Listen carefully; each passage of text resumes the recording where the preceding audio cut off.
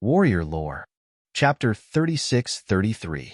Looking up at the seemingly endless starry sky, Xiao Hua's heart was filled with doubt.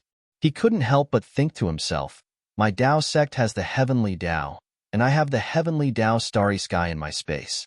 Even Xiao Hua of the heavenly Dao hasn't made any significant progress in comprehending the mysteries of the heavenly Dao after nearly 200 years.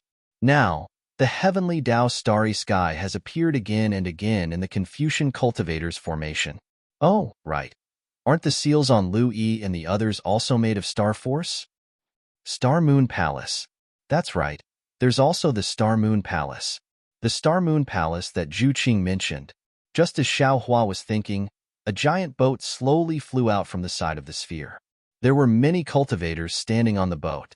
As soon as the boat appeared, several powerful divine senses swept out from the boat and landed on Xiao Hua, immediately locking onto him. Xiao Hua's thoughts were interrupted, and he unconsciously frowned. He didn't move and just stood there quietly. When the flying boat got closer, Xiao Hua could clearly see that there was an old man with white hair and a ruddy complexion standing at the bow of the boat. He was wearing a brocade robe and had an indifferent expression. When he saw Xiao Hua, he actually smiled and nodded at him. The old man seemed to have a secret technique to hide his cultivation. Xiao Hua looked at him and could only see that he was around the mid-nascent soul stage. As for the specific situation, Xiao Hua didn't plan on using a secret technique to find out. Taoist Master Xiao. A slightly surprised voice came from the boat, and a female cultivator flew out. It was Fairy Jing, who Xiao Hua had seen before. Oh, so it's Fairy Jing's old acquaintance. That's good. Behind the old man, a young cultivator released his divine sense to lock onto Xiao Hua. When he saw Fairy Jing fly down, he relaxed and withdrew his divine sense. Xiao Hua saw Fairy Jing fly over and rubbed his chin. He looked at the boat and seemed to understand something. Sure enough, Fairy Jing landed and bowed. Greetings, Taoist Master Xiao. No need to be polite. Xiao Hua waved his hand and smiled. What's the matter with this boat? Taoist Master. The senior on the boat is the famous senior Zhang Daoran of Jing Province. Fairy Jing said with a smile. After I parted ways with Taoist Master, I entered the star formation and immediately fell into a frenzied battle. My cultivation was limited, and I could only protect myself in the chaotic battle. Just as my Taoist cultivators were about to die in the battle, Senior Dao Ran appeared on his flying boat and stopped everyone in time. Senior Dao Ran invited us to enter the star formation. With our strengths as Taoist, we can go to the end of the star formation. Oh. Taoist Masters Taoist Zhang with Taoist Masters with Taoist? Taoist Masters Taoist with Darren's Master with Taoist, Taoist. Taoist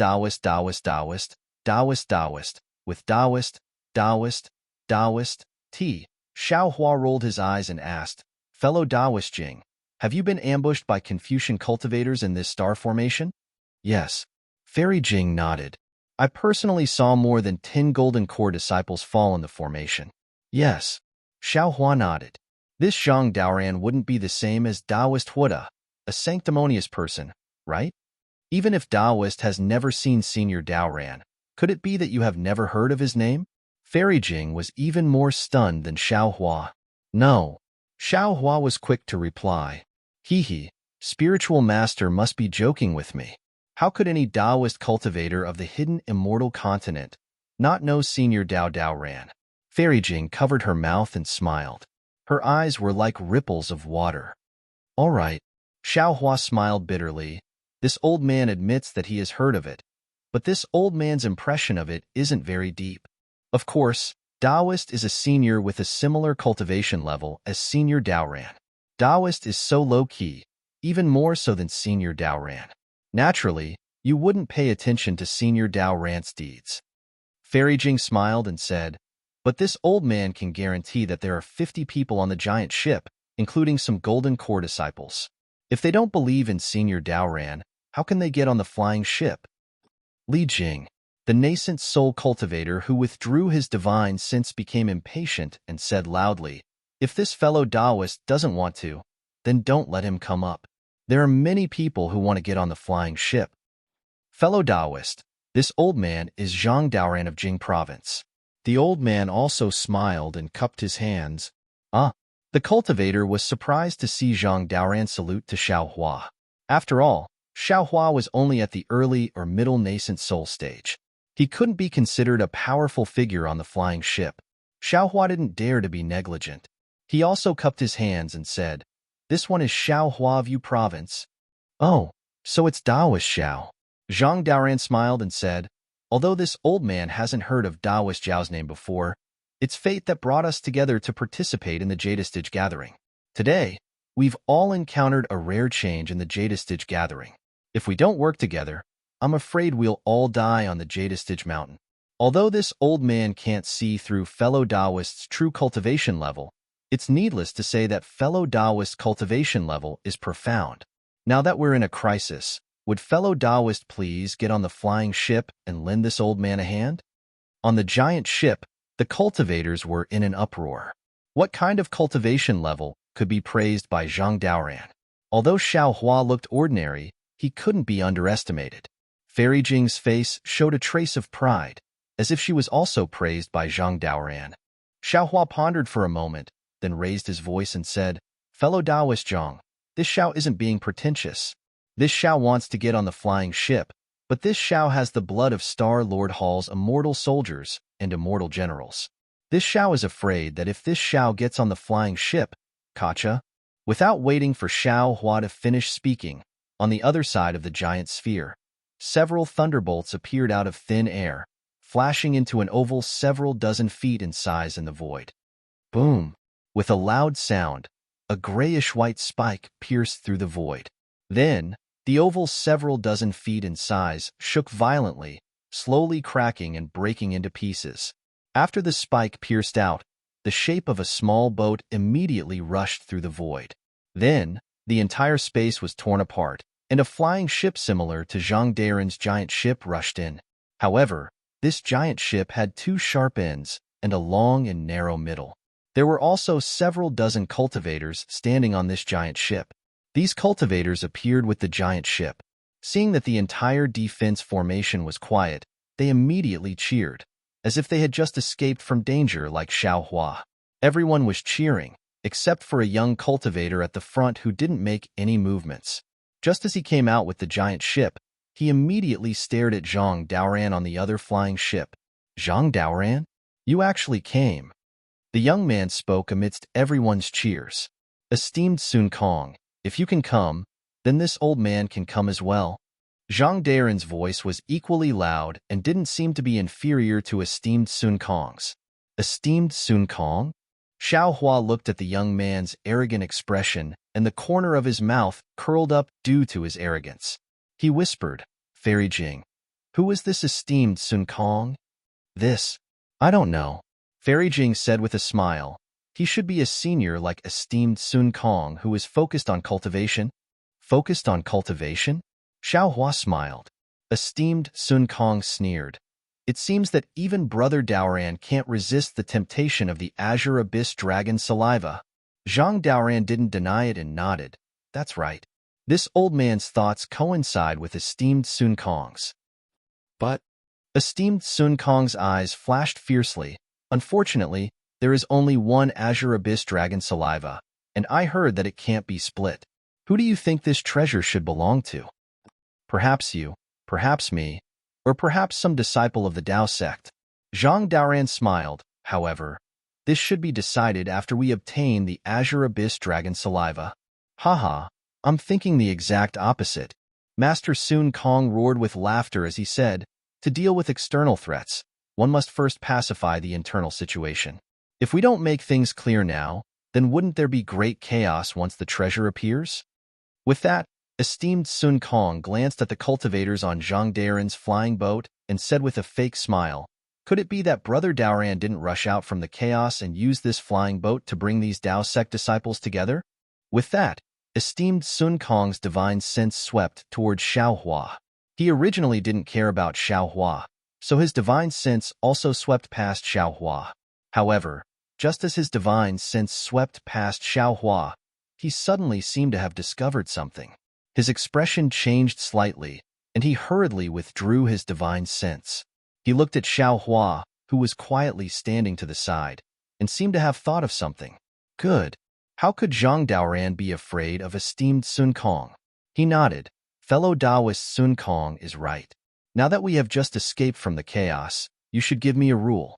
As long as it's fair, this old man will comply. However, esteemed Sun Kong's words were somewhat thought-provoking. He smiled and said, "This old man carefully thinks about it. Brother Daren's words make sense. We haven't even seen the treasure yet, so how can there be internal strife?" Oh. Zhang Daoran looked at esteemed Sun Kong with a smile that wasn't a smile, then looked at Xiao Hua, who was next to Fairy Jing. Of course, he understood that esteemed Sun Kong had already seen through Xiao Hua's extraordinariness and thought that Xiao Hua had made an alliance with him. However, he didn't point it out and said, "In that case, Brother Sun Kong, this old man will introduce you to Taoist Master Xiao Hua of the Yu Province." Xiao Hua? Esteemed Sun Kong frowned and his eyes turned slightly. He seemed to be in a meeting, but after a short moment, he gave up. This name was indeed unfamiliar. He had never heard of it. Taoist Master Zhao's name is also unfamiliar to this old man. Esteemed Sun Kong asked bluntly, "May I know which country Taoist Master cultivates in?" When Zhang Daoran heard esteemed Sun Kong's address of Xiao Hua, he couldn't help but smile. Esteemed Sun Kong calling Xiao Hua Taoist Master meant that he treated Xiao Hua as an equal. This was truly rare for the usually unruly esteemed Sun Kong. -13. Chapter 36-34. I've been cultivating in the Black Wind Mountain Range. So far, I've never been in charge of a country. Xiao Hua saw that Master Sun Kong's attitude towards him could be considered amiable, so he replied with a smile, "The purpose of coming to the Jade Pavilion meeting this time is to get the Imperial Preceptor's lot." Oh, Master Sun Kong immediately let out a sigh of relief, but he still didn't let down his guard. He asked curiously, "Fellow Taoist, with your cultivation, you've never been in charge of a country? I can't believe it." "Is it strange?" Xiao Hua asked back. "Why can't you believe it?" "Hee, it's not strange, not strange." Zhang Daoran didn't know Xiao Hua's character, and he didn't want Xiao Hua to have friction with Master Sun Kong. So he hurriedly said, "Taoist Zhao's luck is exceptional, and your aptitude is outstanding. You can naturally cultivate to such a level without being in charge of a country." "Xiao Hua, are you helping Zhang Daoran? Or are you helping me?" At this point, how could Master Sun Kong not see that Xiao Hua had nothing to do with Zhang Daoran? So he immediately said straightforwardly. Xiao Hua actually liked this kind of straightforward character, so he didn't hide it and said, "I've already achieved my purpose of coming here. I don't have any desire for those 3 treasures. Brothers, perhaps your lifespans are coming to an end, and you need treasures to extend your lives, but I'm still young, so I don't need them for the time being. So I won't fight with you. Of course, we're all Taoist disciples. Although we're not from the same sect, in this Jade Pavilion meeting, we don't necessarily have to fight. It's best if we can resolve this without killing each other. This way, we won't let Star-Lord Palace see us as a joke." Hee, Taoist Xiao said it so easily. "Don't tell me you didn't act ruthlessly when you got the Imperial Preceptor's lot." Master Sun Kong sneered disapprovingly. Xiao Hua nodded and said with a smile, "Indeed, I killed several Taoist disciples who wanted to plot against me, and I also killed many immortal soldiers and generals." Saying this, Xiao Hua looked at Fairy Jing and said, "When I killed the Taoist disciples, this Fairy Jing was also beside me." Fairy Jing's face was filled with fear. After all, Master Sun Kong was infamous. However, she still took half a step forward and said with a smile, "Junior and Taoist Xiao didn't know each other before. We just met." Fairy Jing then explained the previous situation and said, "If Taoist Master Xiao wasn't open and above board, he would have killed 2 Taoist cultivators in front of me. How would I dare to invite him again?" "Good. Well done. You killed to your heart's content." Sun Kong clapped his hands and said, "I like daring men like you. Damn it, do you have any yellow paper chicken blood? I'll be your sworn brother." Burning yellow paper to cut chicken blood? Xiao Hua was dumbfounded. These words were from his distant memories. After he started cultivating, other than that Qian Dihong, no one else had this kind of spirit. Even in the hidden immortal continent, He had never heard of such an ancient tradition. Hearing this, Zhang Daoran rolled his eyes and said with a smile, "We're not in a hurry to be sworn brothers. Now, we still need to temporarily establish an offensive and defensive alliance. This time's Jade Pavilion gathering is different from the past. We'll meet in life and death. Although we want to get the treasure, we can't let the Taoist disciples die." Before Zhang Daoran could finish speaking, a loud whistling sound came from above everyone's head. Everyone raised their heads and saw a meteor-like brilliance streaking across the sky, rushing towards the ribbon-shaped area beside the huge sphere. Boom! With a loud bang, a big hole was blasted open in the ribbon-shaped object. The brilliance also stopped in the midst of the fire, and inside it was a jade box that was about a foot long. "Quick, don't let others snatch it." On Zhang Daren's huge boat, several people clamored. Immediately, 3 people couldn't hold back and flew toward the jade box in the distance. Zhang Daren's face immediately became embarrassed. "Humph!" Just when Zhang Daoran was about to scold them, Sun Kong Shangren snorted coldly, and an inexplicable chill appeared in the air. Then, Sun Kong Shangren opened his mouth and spat out a small green whip. The whip grew with the wind. When Sun Kong Shangren caught it with one hand, the whip had already become 3 feet long. "Humph! How dare you attack in front of this old man? You really deserve to die." Sun Kong Shangren sneered again and waved his hand. Roar! The whip rushed into the air and immediately turned into a long green dragon. A gust of wind that could cut people's faces flew toward the 3 nascent soul cultivators who flew out. Zhang Daoran saw the brilliance flashing around Sun Kong Shangren and knew that Sun Kong Shangren was angry. He hurriedly shouted, "Brother Sun Kong, just teach them a lesson." Fujian, exalted Master Sun Kong, even sneered. As he spoke, his figure flew up with a bang, and with a flick of his Taoist robe, an azure green brilliance suddenly appeared and transformed into 100 feet in size that grabbed towards the 5 cultivators out of thin air. "You." Zhang Daren's expression changed slightly when he saw Master Sun Kong become even more aggressive. His Taoist robe rippled, and it seemed like he was about to make a move. However, just at this moment, a faint voice echoed in his ears, "Brother Daoran, don't be anxious. Let's see how Brother Sun Kong deals with this." Zhang Daoran let out a cold snort and withdrew his magic power. What can this old ghost do? Sure enough, when the dragon whip fell, 2 of the cultivators were shocked and used their magic treasures to block. However, when the whip fell, 2 shadows appeared and pounced on the 2 of them. There was a loud rumble and their magic treasures were knocked out. The 2 nascent soul cultivators trembled and their faces turned pale as they fell several dozen feet. The other cultivator saw this and hurriedly shouted, "Senior Daoran, save us." At this moment, Sun Kong Shangren's hand fell, and the cultivator hurriedly used his magic treasure to resist. Poof! Unfortunately, his magic treasure couldn't withstand Sun Kong Shangren's hand and was crushed. When the hand exploded, the cultivator was also heavily injured and stopped in the air. Zhang Daoran heard the cultivators cry for help and hurriedly shouted, "Master, please forgive us." With that, Zhang Daoran glanced at Xiaohua. If it wasn't for Xiaohua, he would have already attacked. He was quite apprehensive of Xiaohua. Xiaohua smiled. After all, he didn't care too much about his face. Although these 3 cultivators were on Zhang Daren's boat, they didn't wait for Zhang Daren's order to snatch the jade box. They clearly didn't put Zhang Daren's order in their eyes. At this moment, Sun Kong Shangren was teaching the 3 of them a lesson.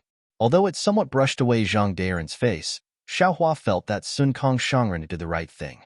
However, things still went beyond Xiaohua's expectations. After Master Sun Kong killed the 3 of them, he didn't stop. A ruthless expression appeared on his face, and then he made a grabbing motion. The green whip landed in his hand, and then his body emitted a brilliant light as he waved the green whip. This time, Xiaohua was also dumbfounded and hurriedly shouted, "Master Sun Kong Shangren, please have mercy." Unfortunately, just as he said that, the 3 whip shadows were even more ferocious than the immortal slaying whip before it condensed its spirit. They turned into almost solid flying dragons and rushed into the 3 cultivators' chests. Their protective magic treasures flickered with a dazzling brilliance, and were annihilated in the blink of an eye. Ah! 3 miserable screams resounded. 3 nascent souls less than 2 feet long flashed above the 3 cultivators' heads. Extreme hatred flashed in the eyes of those nascent souls. Boom! Just as the nascent souls were born, strands of purple awe-inspiring chi appeared within a few feet of the void. This awe-inspiring chi transformed into plum blossoms and carried the 3 nascent souls into space and disappeared. Following the disappearance of the 3 nascent souls, the scene was silent for a moment. No one dared to say a word. Xiaohua looked at Zhang Daren's unsightly face and smiled bitterly. He finally understood the meaning of Zhang Daren's previous words. When Master Sun Kong Shangren made a move, sure enough, nothing good would come out of it. You actually dared to snatch things in front of me. You're really tired of living. Master Sun Kong's figure descended, and he was still cursing, completely ignoring Zhang Daoran and Xiaohua's unsightly expressions. Sun Kong, Zhang Daoran said coldly, you killed the people on my ship. What's the meaning of this? Even if they were in the wrong, under my protection, you shouldn't have made a move, right? Old man Daoran, you're XINCI. Master Sun Kong disapproved. They didn't put you in their eyes at all. You're just a good guy who's stupid. If you're not convinced, Brother Daoran. Xiaohua saw that the 2 people were starting to get angry, and the corners of his mouth curled up. This Xiao will also offend you. Oh. Zhang Daoran was stunned and looked at Xiaohua with some confusion. Xiaohua patted the top of his head, and a golden hand that was dozens of feet in size rushed out, grabbing towards Zhang Daren's giant ship. The texture on this hand was clear, and there were runes flowing on it. It was no different from a real hand. Master Sun Kong laughed, and there was praise in his eyes. Zhang Daoran bit his lips, seeming to have come to a realization. Those who don't listen to orders and snatch treasures without permission must die. Those who spoke bewitchingly and hid on the side to disturb the cooperation of the 2 brothers must be Confucian spies. They must die, Xiaohua said indifferently, and his hand covered the several people who had just spoken. A panicked voice hurriedly shouted, Senior Daoran, we boarded your giant ship because of your prestige, but you still haven't spoken. What is the meaning of our trust? Who would dare to follow you in the future? Senior Daoran, save me, I didn't speak just now. Seeing Xiaohua's hand fall, the cultivator who didn't speak. Although he was a little scared, he didn't panic. The 4 cultivators who spoke bewitchingly were panicked. Seeing that Zhang Daoran really didn't attack like before, they were already panicking and hurriedly wanted to use their life source magic treasures. But what made them even more frightened was that their life source magic treasures, which were originally easy to use, were actually somewhat unable to move under Xiaohua's hand. Just as they were about to cast another spell, they saw a flash of golden light. The 4 of them felt a chill on their necks at almost the same time, followed by a huge pain. Pooh! Blood spurted out and 4 weak, nascent souls rushed out from the bloodlight, each holding a small magic treasure in their hands. -13. Chapter 36-35. Boom. Similarly, under everyone's watchful eyes, 4 waves of overwhelming chi surged, and dozens of plum blossoms enveloped the 4 nascent souls, disappearing in an instant. Everyone was stupefied, even more shocked than when they saw Sun Kong kill the 3 nascent soul cultivators. Although they were only early nascent soul cultivators, but they were still nascent soul cultivators. They were all 4th stage essence force like Xiaohua. The 4 nascent soul cultivators were slapped down by Xiaohua's palm, followed by a snap of scissors. In particular, everyone's hearts tightened.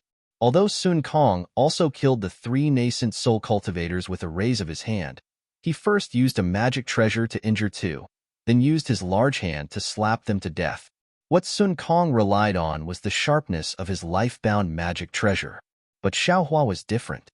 Although he used a magic treasure to kill the 4 nascent soul cultivators, it was the large hand that was truly controlling the 4 nascent soul cultivators.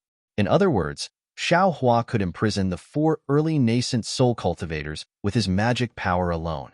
As for whether it was a magic tool or magic treasure that killed them, it was already insignificant. Good. Sun Kong's eyes flashed with extraordinary splendor. He stretched out his hand and slapped Xiaohua's shoulder, shouting, as expected, "You're a straightforward person. Damn it. You must chop off a chicken's head and burn yellow paper." Xiaohua calmly shifted his body, dodging Sun Kong's large hand, and said with a smile, "Must brothers become sworn brothers? Must we dual cultivate if it's true love?" Ah? Sun Kong Shangren stares blankly on the spot, and his hand that swatted the air also stops in midair. After a full moment, Sun Kong Shangren laughs loudly and uses his finger to point at Xiaohua as he says, You. What you said is too wonderful. Damn it, why didn't I know you 2,000 years earlier? Just based on your, must we dual cultivate if it's true love? I'll definitely become sworn brothers with you. Fairy Jing's face blushed as she stared at Xiaohua with her watery eyes. Even Zhang Daoran, who was originally angry, revealed a strange smile when he heard Xiaohua's last sentence. He couldn't vent his anger at Xiaohua and Master Sun Kong's brushing of his face. Boom, boom, boom. Right at this moment, there was another change in the defensive array. In the void in all directions, blood-red clouds surged, and a dozen more jade boxes flew out from the clouds, either crashing into the huge sphere or the belt around the sphere. But at this moment, no one dared to speak rashly, and no one dared to be the first to make a move. All of them moved their gazes away from the brilliance of the jade box to look at Zhang Daoran and Lord Sun Kong. Hee. Old Zhang, look, if it weren't for Taoist Master Xiao, you and I would be fighting happily now. I'm afraid that many cultivators would have died in these jade boxes. Sun Kong looked at Zhang Daoran proudly. Now, do you understand? The corner of Zhang Daoran's mouth twitched slightly. The effect of killing people was immediate. He knew very well that he couldn't get angry even if he wanted to. Brother Daoran, send a few cultivators to find the jade boxes. Brother Sun Kong, send a few people to another place. Xiaohua said indifferently. Old Zhang, please. Although Sun Kong was arrogant, he could be considered reasonable at this moment. He raised his hand and said with a smile. Zhang Daoran naturally understood that this was to give him face. Although his expression didn't change, his heart was already shaken. He opened his mouth and called out a few names, then looked at Fairy Jing and said with a smile, Li Jing, go too? Yes, Junior obeys. Fairy Jing hurriedly nodded. She knew that the three of them had something to say, so she flew away. After Fairy Jing left, Zhang Daoran waved his hand and a barrier appeared. He looked around and said in a low voice, Taoist Master Xiao, this old man has something to say to you. Brother Daoran, please speak. Seeing Zhang Daoran's seriousness, Xiaohua hurriedly changed his expression and said in a low voice, although we've only just met, we're still Taoist disciples. There's nothing to hide. Zhang Daoran looked at the disapproving Sun Kong and said, actually, this old man has long wanted to say this to old Sun Kong, but unfortunately, I never had the chance. If you weren't here today, this old man probably wouldn't have mentioned it to him. You don't like to say it, but I don't like to hear it. Sure enough, as soon as Zhang Daoran finished speaking, Sun Kong immediately shouted. Xiaohua smiled and waved his hand, saying, Brother Sun Kong, don't be impatient. We've all cultivated for thousands of years. We should have a bit of patience, right? Humph, if Brother Xiao wasn't here, this old man wouldn't even bother with this old man. Sun Kong coldly snorted and looked into the distance. There, cultivators were looking for the jade boxes that had fallen there. Xiaohua rubbed his nose and smiled bitterly. Neither of the two late nascent soul stage cultivators were willing to submit to the other. In addition, one of them was very arrogant, and the other was too lazy to pay attention to others. They seemed to be high and mighty, but it was really strenuous to talk. If he hadn't just revealed his strength, the two of them might not have listened to him, and he could be considered a buffer for the two of them. Zhang Daoran slightly hesitated and said, actually, this old man has cultivated to a bottleneck. I keep feeling that I'm just a little bit away from entering the leaving aperture realm. Sun Kong's ears were naturally erect. When he heard this, he almost jumped up and shouted in an incredulous voice, Old Zhang, you're bragging. How could you cultivate to such a realm? Believe it or not. Zhang Daoran curled his lips. This old man is talking to Brother Xiao, You. Sun Kong opened his mouth.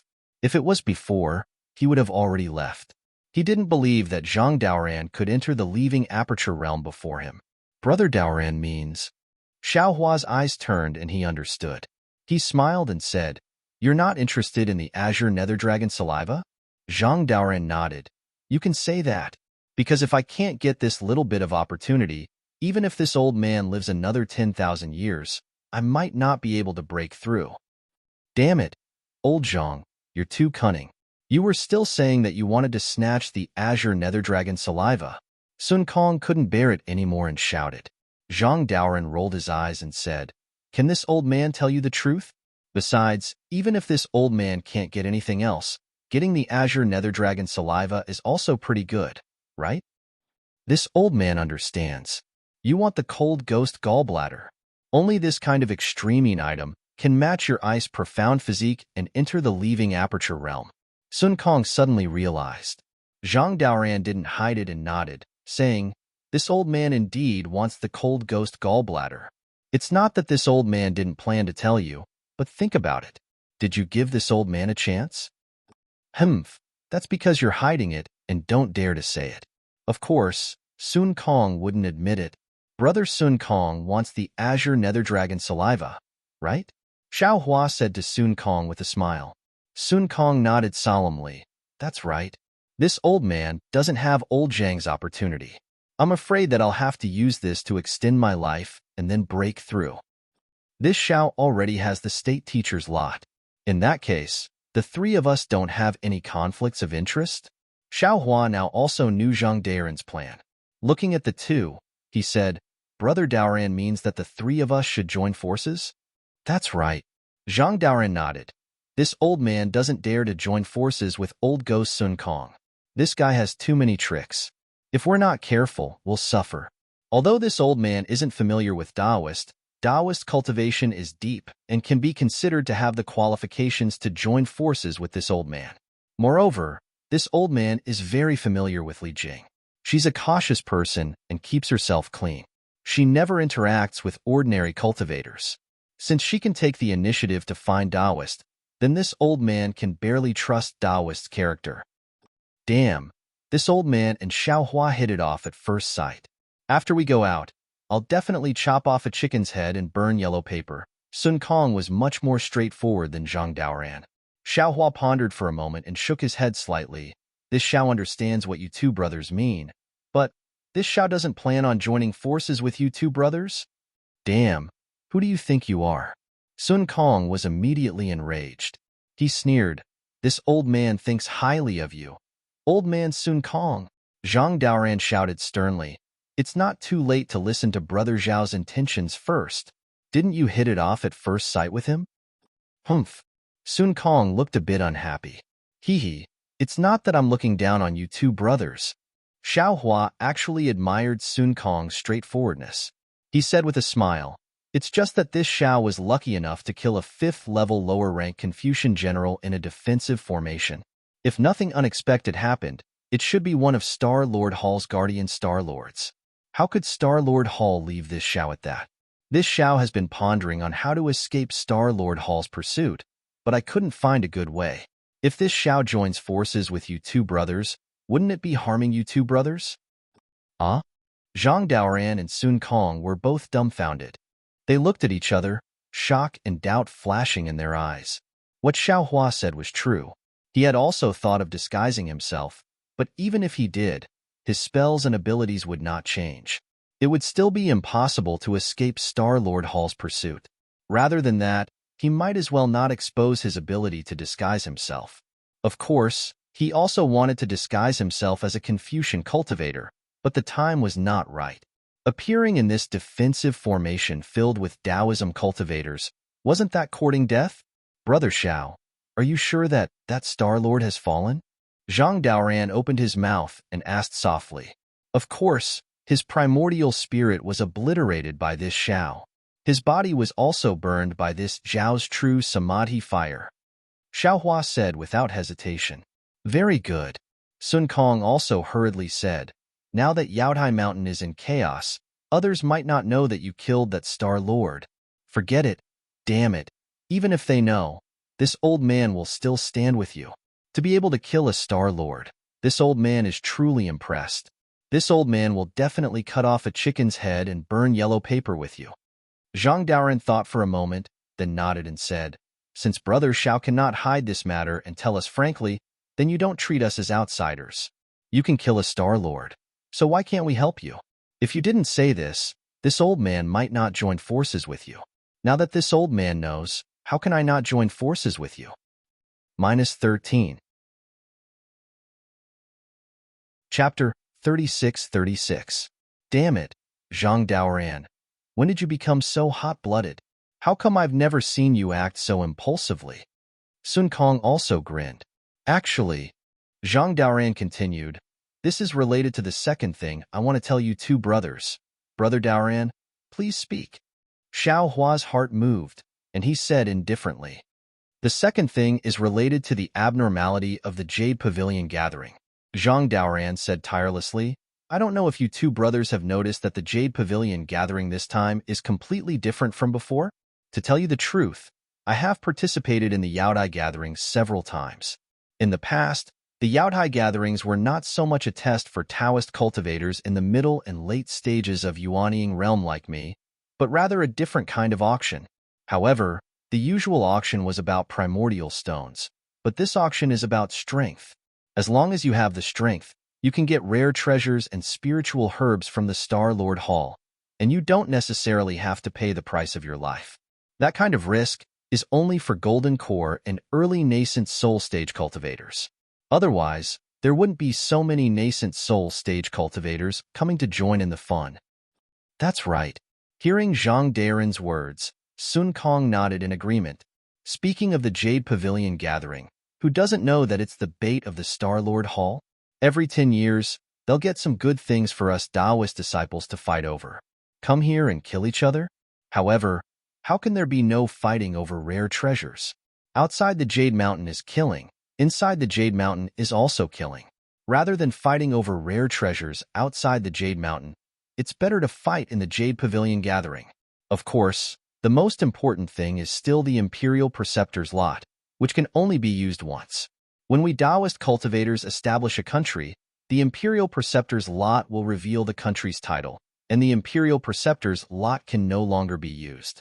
The most damaging move of the Star Lord Hall is that the Imperial Preceptor's lot with the title of the country is useless to Taoist cultivators, while Confucian cultivators can use the Imperial Preceptor's lot to come to the Jade Mountain to exchange for rich rewards.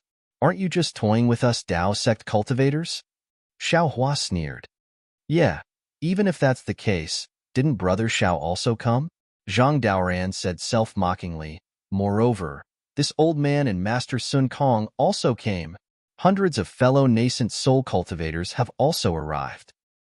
In the past, the Yaodai meeting emphasized balance. Our Taoist cultivators suffered some losses, but they were all in the formation and defense formation. The immortal soldiers and immortal generals of Star Lord Hall might not take action, and they would also give a lot of elixirs and treasures. Sun Kong narrowed his eyes and said, but it's obviously different this time.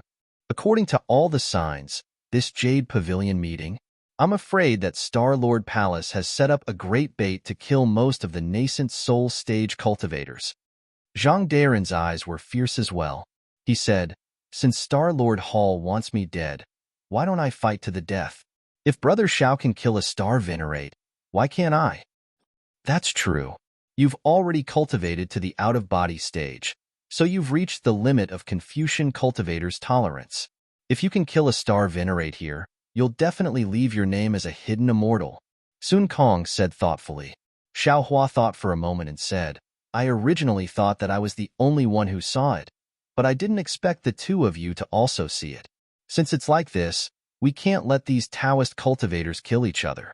Instead, we should unite our spearheads against the outside, so as to find a way to survive for most of the cultivators. As for the matter of joining hands, this Shao naturally agrees, but it's only limited to fighting for treasures. This Shao is willing to lend you two a hand. If you encounter Star Lord Palace's pursuit, this Shao feels that the two of you should look at your own strength. The two of you absolutely can't do something like hitting a rock with an egg. Moreover, This Xiao is confident that under the pursuit of a Star Lord, there's a chance. Xiao Hua's words were very clear. He didn't believe in the two's strength. After all, they were only late nascent soul stage cultivators, and it was difficult for them to compare to Star Lords of the lower 5th grade. Rather than sending them to their deaths, it was better to escape on their own. He believed that his Leaping Thunder Realm's Leaping Thunder escape technique would be able to escape a way out. How can that be? Sun Kong was about to shout again, but Zhang Daoran said in a low voice, "Old brother Sun Kong, listen to old brother Xiao. Even if we ambush and kill some immortal soldiers and immortal generals, it's also helping old brother Xiao. If we command a group of Taoism disciples to fight against Star Lord Palace's disciples, isn't that also helping old brother Xiao?" "Oh, all right," Sun Kong muttered a little, nodding slightly as a form of agreement. Xiao Hua was overjoyed. He cupped his hands and said, "To be able to meet the two of you, this Xiao is truly fortunate. Actually, the so-called sworn brothers and sworn brothers are all nonsense. It's like having someone in your heart, but that person isn't your dual cultivation partner. It's unnecessary to take off your pants and fart. You and I both know in our hearts that it's enough to help each other." Well said. Sun Kong liked Xiao Hua talking about dual cultivation partners the most. He couldn't help but clap his hands and laugh. Zhang Daoran also smiled slightly. If we become sworn brothers, there must be a blood oath. It seems more reliable. We're just saying this. There aren't any restrictions. There's no need for any restrictions. The Tao of Heaven and the Tao Heart are restrictions. My own heart is also a restriction. Xiao Hua disagreed. If there's a rebellion in the heart, even if it's a blood oath, what can it do? If you don't plan to rebel, what's wrong with not making a blood oath? Trust. Zhang Daoran gave a thumbs up. Trust without doubt. This is what brothers are like. I hope Taoism disciples are all brothers, Xiao Hua said with a smile. I can't chop off a chicken's head and burn yellow paper. I always feel like something is missing. Sun Kong was very regretful. He raised his hands and said, "How about we give each other a high five?" All right. Zhang Daoran raised his hands and looked at Xiao Hua. Xiao Hua was a little hesitant. It was very normal for Zhang Daoran and Sun Kong to team up.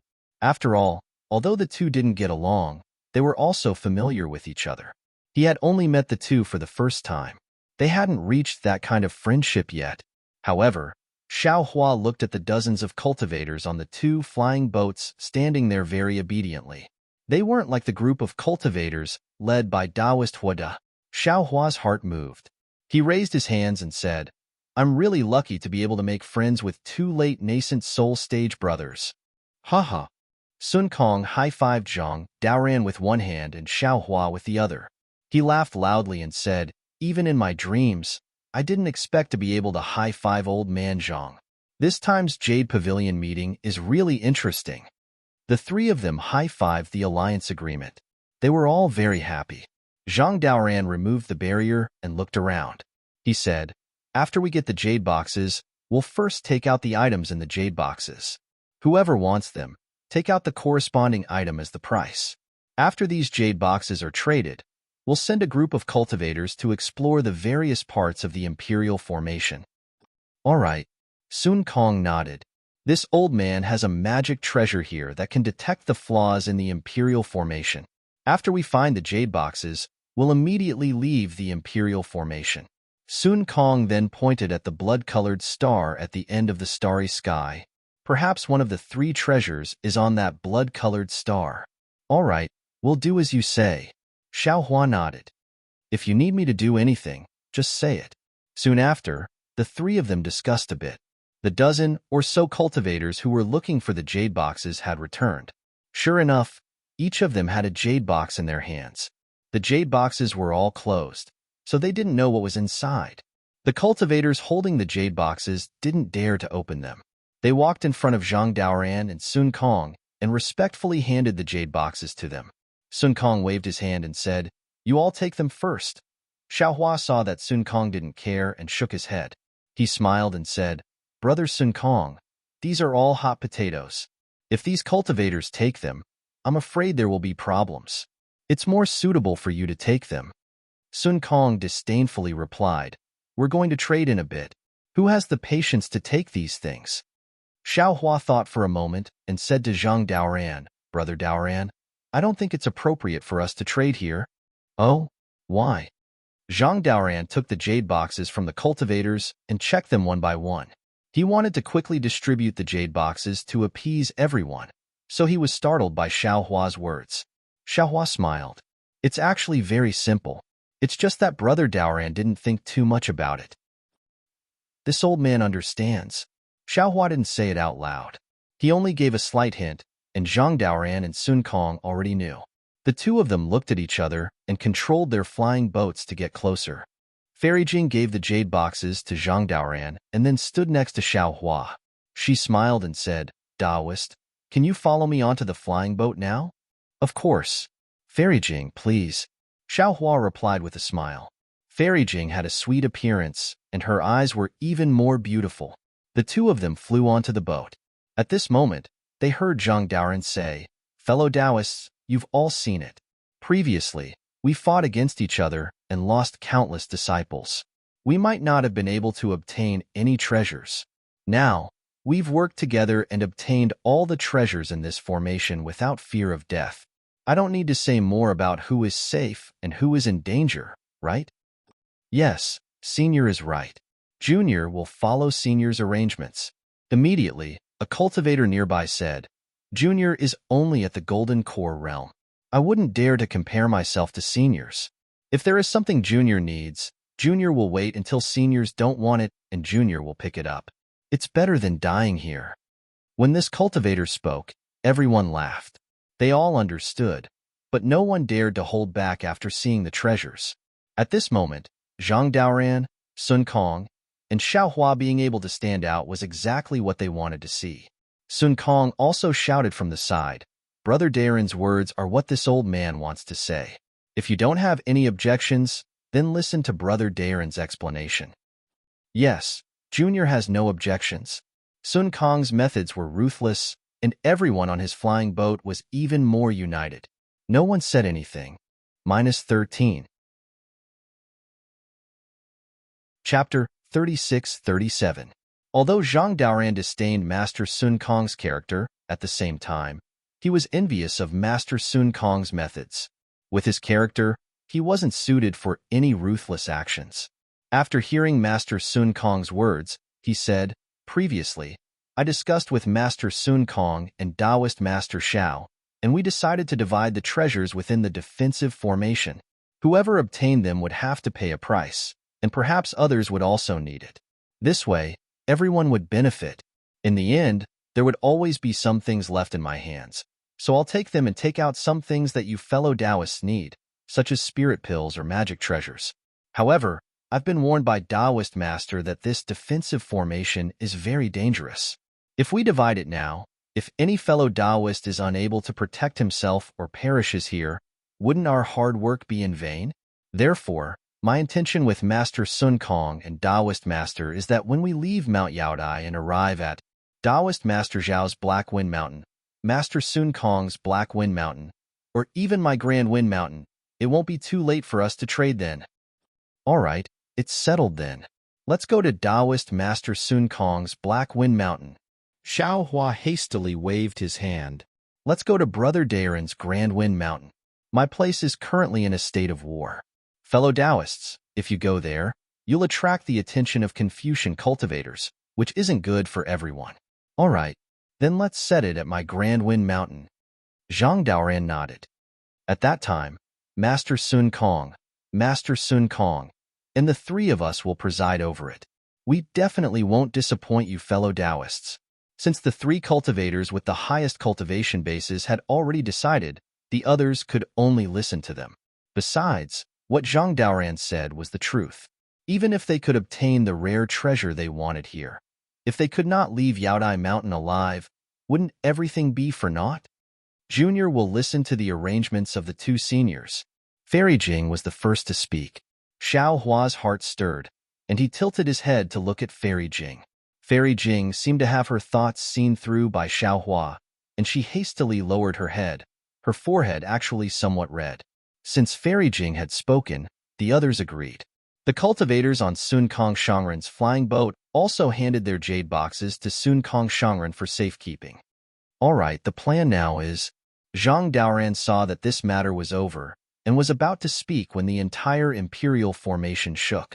Dozens of pillars of vast qi rushed out from the huge sphere.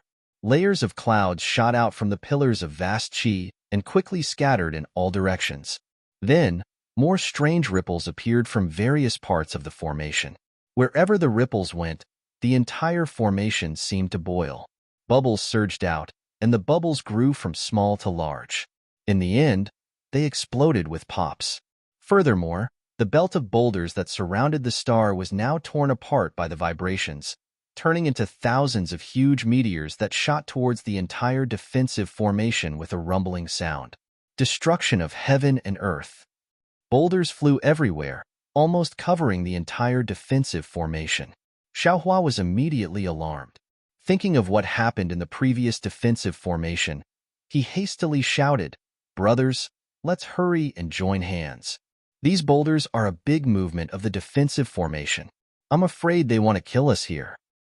"All right," Zhang Daoran proudly said. "With the three of us here, what is there to fear? This old man will join hands with you to resist. Brother Sun Kong, hurry and use your secret technique to find a way out of this defensive formation." "All right." Sun Kong was also in high spirits. He shouted, "This old man hasn't joined hands with someone like this in a long time. Today, watch this old man's methods." As he spoke, the boulders had already begun to fall towards Xiaohua and the others. Although they didn't have the terrifying destructive aura of the defensive formation from before, the whistling of the boulders, the strong wind blowing against their faces, and the huge momentum of their fall revealed another kind of terror. In particular, the boulders were still relatively slow at first, but after flying for a while, they gradually sped up. The group of cultivators scanned them with their divine senses, and after a little calculation, they immediately understood that when the boulders fell in front of them, their speed and strength were definitely not something a single cultivator could resist. For a moment, everyone's faces turned pale. Many cultivators released their divine senses, anxiously looking for a place to hide within the range of their divine senses. Unfortunately, the entire defensive formation was rippling everywhere, and those ripples were all the primers that attracted the boulders. The entire defensive formation was being baptized by the boulders, and there was no safe place at all. The only thing the Taoist cultivators could do was to use their divine abilities to resist these boulders. Fellow Taoists. At this moment, Zhang Daoran was surprisingly calm. He shouted, "Activate your Dharma treasures and form an array behind me. 10 mid-tier 4th grade Essence Chi cultivators will be at the front, 5 mid-tier or low-tier 4th grade Essence Chi cultivators will be at the back, and so on. Golden core cultivators will stand at the back." Yes. The cultivators on Zhang Daoran's flying ship hurriedly flew down. Sun Kong also shouted, "Quick, this old man is going to withdraw the flying ship. You all stand behind fellow Taoist Zhang." With that, Sun Kong waved his Taoist robe, and the flying ship let out a rumble and gradually shrunk. All the cultivators on the ship didn't dare to be negligent and flew down one after another. The two groups of cultivators that had been fighting before began to work together before the great disaster. Sun Kong withdrew the flying ship and took out a palm-sized macaque from his chinkuan pouch. The macaque stood still in the air, stretched out its arms, and lazily opened its eyes. However, when the macaque saw the flying boulders clearly, it cried out, "Jijib," and hastily shrank its head. It used its hands to hide its head and jumped into Sun Kong's hands as if it was extremely scared. Damn it! Sun Kong was somewhat embarrassed. He grabbed the macaque's hands and angrily said, "Hurry up and find a way for this old man, or this old man won't give you anything to eat." Gigi. The macaque was very aggrieved. It smacked its lips and stretched out its hands to pull at Sun Kong's Taoist robe. "Haha, this is Sun Kong's demon pet. Its name is Changgung, and it's a variant macaque." Zhang Daoran smiled and said to Xiaohua, who had already flown to his side, "This macaque has a pair of void-piercing eyes and can see the weakness of space. It'll be of great use within this defensive formation." Void-piercing eyes? Xiaohua's eyes turned, and he said with a smile, I've heard of a type of void-piercing beast whose eyes can see through the void. I didn't expect a macaque to have one as well. Zhang Daoran nodded. Brother Xiao is right. The void-piercing beast is a variant beast of the void. I've only heard of it and have never seen it. However, this macaque can't compare to the void-piercing beast. It can only find the weak points of space. As for the specifics, it'll depend on Sun Kong's methods. If the void-piercing beast is here, it'll probably be able to directly open it. As he spoke, Zhang Daoran looked at the black shadow pressing down from above in the distance and said in a low voice, "The boulders are about to arrive. Let's each use our own methods. You take the right and I take the left. We'll do as much as we can. The more you and I block, the more hope the Dao sect cultivators behind us have, and fewer people will die." As he spoke, Zhang Daoran's body flashed with brilliance. Heaven and earth origin chi poured into his head, setting off a storm. Within the storm, Zhang Daoran's body rapidly expanded, and in the end, he was several dozen feet tall. Roar! Seeing Zhang Daoran again, he opened his mouth and a strange magic treasure flew out. This magic treasure was like a stick, but it was wide at the top and narrow at the bottom. The center of the magic treasure was connected to a fist-sized profound stone. Puff! Zhang Daoran spat out a mouthful of true essence on the magic treasure. The magic treasure let out a roar and rushed into the air. As Zhang Daoran's Dharma body waved its hands, the magic treasure flashed with a dazzling brilliance and slowly expanded. When it landed in Zhang Daoran's hands, it was already like two huge fists. Seeing Zhang Daoran activate his Dharma body, Sun Kong hurriedly took out a tricolored bead and threw it into Changgeng's mouth. The macaque swallowed it in one gulp, and its body emitted the same color. Then, it burped. Before Sun Kong could speak, its two pitch-black eyes emitted an even more dazzling tricolored brilliance. The brilliance that shot out from the macaque's eyes was a full 3 inches long. Then, the macaque jumped up from Sun Kong's hand, looked around, and flew behind everyone. Sun Kong glanced at Zhang Daoran with a trace of shock in his eyes. Then, he urged his body to follow behind the macaque. Boom, boom, boom. The boulder was approaching, shaking the entire defensive array. Xiaohua clearly felt that the space around him was trembling. In the face of such a strong impact, no fancy spells could work. Only absolute strength was truly useful. This experience was already known when he fell into the trial array of the Sunset Island. Moreover, how similar was this boulder array to the trial array at that time? It was just that this boulder seemed to be endless. It was a killing array. Roar! Xiaohua opened his mouth and roared. The golden light around his body shone brightly, and waves of heaven and earth essence chi rushed into his body. In the dazzling golden light, Xiaohua's Dharma body was quickly born. In a moment, it was already dozens of feet in size. It was not inferior to Zhang Daoran. "Look at this Zhao's means," Xiaohua shouted again. With a wave of his hand, the wishful steel staff appeared. Grow, grow, grow. The huge staff turned into more than 100 feet in front of everyone's stunned eyes. The pitch-black staff was filled with blood and murderous intent. Obviously, no one knew how many people had died under the staff. Good. Zhang Daoran saw Xiaohua's Dharma body and the wishful steel staff in his hand. His eyes flashed with a strange color, and he couldn't help but cry out. Then, he said in high spirits, "Brother Xiao, you and I can make a bet. Let's see who can destroy more boulders. What do you think?" "As you wish." Xiaohua laughed. Woo! As he spoke, a huge boulder that was hundreds of meters in size had already landed on top of Zhang Daoran's head. The edge of the boulder emitted a strong light. Clearly, it was on fire due to the friction in the air. Shrill sounds were also emitted from the fire. The suffocating wind caused the brilliance around Zhang Daoran to sway left and right. -13. Chapter 36-38. Hit. Zhang Daoran's face turned cold. The magic weapon in his left hand emitted a pale white brilliance and rushed to the air a few hundred feet away. Poof! The brilliance fell on the boulder, and the flames of the boulder were immediately annihilated. Then, a faint layer of frost quickly spread on the surface of the boulder. Then, with a cochet sound, the surface of the boulder began to crack. The crack gradually deepened, and when it fell about 100 feet in front of Zhang Daren's head, Zhang Daoran waved his right hand, and a fist of more than 100 feet rushed out and hit the boulder. Boom! The 100-feet-sized boulder shattered into dozens of pieces, either brushing past Zhang Daren's body and falling obliquely to the ground. Good. The nascent soul cultivators behind Zhang Daoran who were on guard shouted. Another 10 cultivators released their magic treasures. Lights of various colors rushed out and smashed the rocks in front of them. Haha, Brother Daoran is really powerful. Xiaohua smiled and gave a thumbs up. Since he entered Yaodai Mountain, he had never been so carefree. Although there were countless boulders in front of him and he didn't know where he could resist, it was still satisfying to fight with a cultivator like Zhang Daoran. It depends on Brother Zhao's means. Zhang Daoran narrowed his eyes. Just in front of Xiaohua's head, there was also a boulder of more than 100 feet falling. Xiaohua smiled and said, "This Xiao is not as good as Brother Daren's means.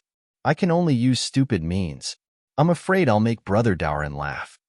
With that, Xiaohua's body flashed with lightning, and his huge figure rushed up quickly. In the blink of an eye, he was under the boulder. Then, Xiaohua's eyes widened, and he raised the staff with both hands and hit the boulder. Boom! With a loud bang, Xiaohua's huge figure tumbled backwards, and the boulder actually exploded under Xiaohua's wishful steel staff. The entire boulder turned into nearly 100 pieces, and it was more effective than Zhang Daren's magic weapon. Seeing that only a few pieces of the boulder brushed past Xiaohua's body and fell to the cultivators behind him, Zhang Daoran couldn't help but praise again. Good divine power, good staff technique, good eyesight.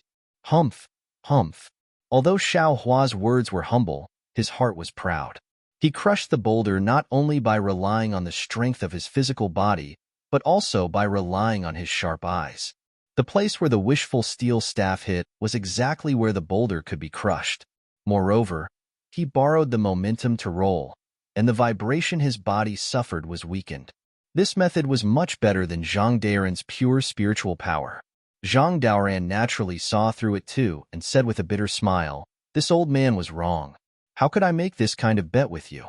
That strike of yours didn't consume any magic power. Moreover, your eyes are like lightning. That strike of yours was aimed at the vital part of the boulder.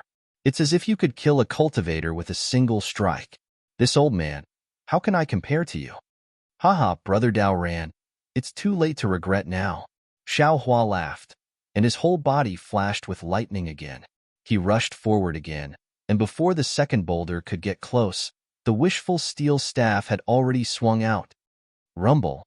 Although this boulder was much bigger than the previous one, the pressure it exerted on Xiaohua didn't change at all. Xiaohua's body was shaken to the point that he was forced to retreat, but he managed to reduce the enormous force by 70%. As for the fragments that were shattered, it was a piece of cake for the dozen or so mid-nascent soul stage cultivators behind him. The earth-shattering rumbling sounds were incessant, and as time passed, the sounds became even more concentrated. Like a violent storm, huge rocks dragged flames behind them, shaking the sky as they howled towards Xiaohua and Zhang Daoran. In the first 2 hours, it was really hard to tell who was better. One was as quiet as a virgin, waving the magic weapon in his hand again and again, and smashing the boulders with a punch. The other was moving like a rabbit, rushing into the sky from time to time, and smashing down with the wishful steel staff, regardless of size. However, after an hour, there was a slight difference. Zhang Daren's magic power was vast, but his body was not as good as Xiaohua's. Under the impact of dozens of boulders, his entire meridians were a little sore, not to mention the trembling of his body. Zhang Daren's divine sense swept out. The boulders passing through the sky also had an impact on his divine sense. His divine sense would be injured by more boulders if he released it more than 10 feet. Zhang Daoran did not dare to release it too far. He only took a rough look and could not help but secretly complain in his heart. The boulders on the side of the huge sphere seemed to be endless. The entire defensive formation was filled with boulders. Not to mention that there was no place to hide. There seemed to be no end to the boulders above his head. After Zhang Daoran knocked down a boulder that was dozens of feet in size, he patted it on the top of his head. A giant hand that was nearly 100 feet in size was born from the top of his head. With a huge roar, the giant hand held the sky with one palm and waved toward the top of his head. Woo! There was a gust of wind, and then there was the sound of boulders hitting each other. Within a range of nearly 100 feet, the giant hand swept away everything. Who? Zhang Daoran breathed a sigh of relief. Taking advantage of this gap, he hurriedly urged his cultivation method and took a little rest. Brother Daren's magic power is really powerful, Xiao Hua said with a smile. The wishful steel staff in his hand was still neither fast nor slow. It was like an old farmer plowing the field, breaking one boulder after another. Zhang Daoran looked at Xiao Hua's vigorous figure and was quite envious. In his early years, he also had the heart to temper his body, but this kind of body cultivation method was really difficult to find. Occasionally, he would get the cultivation method of the demon spirit, but it was too overbearing. He was in human form and could not cultivate it. When he heard Xiao Hua's words, the corner of his mouth slightly smiled. He did not answer and seized the time to adjust his breath. However, in a moment, a large number of small stones mixed with thick smoke and dust covered Zhang Daoran. Zhang Daoran sighed slightly in his heart and waved the magic weapon in his hand again. However, after this time, the gap between Zhang Daoran and Xiao Hua was widened. Where Zhang Daoran urged his magic weapon, the boulder fragments became bigger and bigger. The dozen or so nascent soul middle stage cultivators behind him began to feel a huge pressure. From time to time, one or two cultivators would exchange positions with the cultivators behind them and temporarily rest. Under Xiao Hua's wishful steel staff, all the boulders, regardless of size, had always been relatively uniform. Although the number was large, the fragments were small, so the dozen or so cultivators behind him did not have to expend much effort. Later, many cultivators even took the initiative to fly to Zhang Daren's side to help. Another 2 hours passed, but the flying stones of the entire defensive array still showed no signs of stopping. Old man Sun Kong. Zhang Daoran was a little impatient. He urged his magic power and shouted, "Did your Changgung find anything?" Sun Kong's slightly embarrassed voice immediately sounded, "The fluctuations of the boulders here are too great. The entire space is affected. Changgung has not found anything yet. Brother Daoran, hold on a little longer." Zhang Daoran was helpless. After thinking for a moment, he stretched out his hand and took out a palm-sized semicircular magic weapon from his Chinkuan bag. He spat out a mouthful of true essence, and the magic weapon immediately shot out like a sharp arrow. It followed the extremely small gap between the boulders to a space of several 100 feet. Zhang Daoran chanted again, "Quick!" But with a flash of brilliance, the magic weapon suddenly expanded to several 100 feet. It was like a big umbrella that blocked above his head. Boom, boom, boom. 3 loud sounds rang out in a row. The brilliance on the magic weapon flashed rapidly, and the entire magic weapon fell with the boulders. "Rise!" Zhang Daoran pointed his finger. Another surge of magic power rushed out, and the magic weapon rushed up 5 feet. Boom! Unfortunately, at this time, another boulder fell. With a crisp kachit sound, the magic weapon was damaged. Its brilliance disappeared, and the boulder fell again. Alas! Zhang Daoran only wanted to give it a try. Seeing that this method didn't work, he immediately abandoned the magic weapon and hurriedly wanted to activate the magic weapon in his hand. However, there were now 4 boulders piled up on top of the semicircular magic weapon. Zhang Daoran had just raised the magic weapon in his hand when he felt something was wrong. He activated his divine sense again, and the big hand appeared out of thin air. However, this time, the big hand seemed to be very strenuous. It could only sweep the space of several 100 feet and couldn't extend too far. Seeing this, Xiao Hua knew that even though Zhang Daren's magic power was profound, he was still unable to cope with these huge rocks that were constantly striking down like a heavenly tribulation. He pondered for a moment and called out, "Brother Daoran, the formation of the many cultivators behind us has already become somewhat chaotic under the attack of the huge rock fragments. This Xiao's prestige is not enough to convince the masses. How about this Shao help you take on some huge rocks first, then you can restrain them? Zhang Daoran was stunned. He looked at Xiao Hua with some disbelief, and then looked at the endless boulders above his head. How could he not understand Xiao Hua's meaning? This meant that he wanted him to rest. All right. Zhang Daoran thought for a moment and nodded. We'll wait for the two groups to cooperate. I'll rest for a moment, and then when Brother Xiao is exhausted, I'll take over. All right. We'll do as Brother Daoran says. Xiao Hua agreed and waved his hand. Fellow Taoists, follow me to Senior Zhang's side. We'll hit him with our power. Yes, Taoist Master Xiao. The cultivators behind Xiao Hua were full of confidence. They indeed didn't use too much magic power. Zhang Daoran and Xiao Hua slowly approached each other, and the two groups of cultivators also merged into one. Zhang Daoran withdrew from the sky and withdrew his avatar. He only felt a burst of bone softness and numbness, and a sharp pain that he hadn't felt for a long time came from his meridians.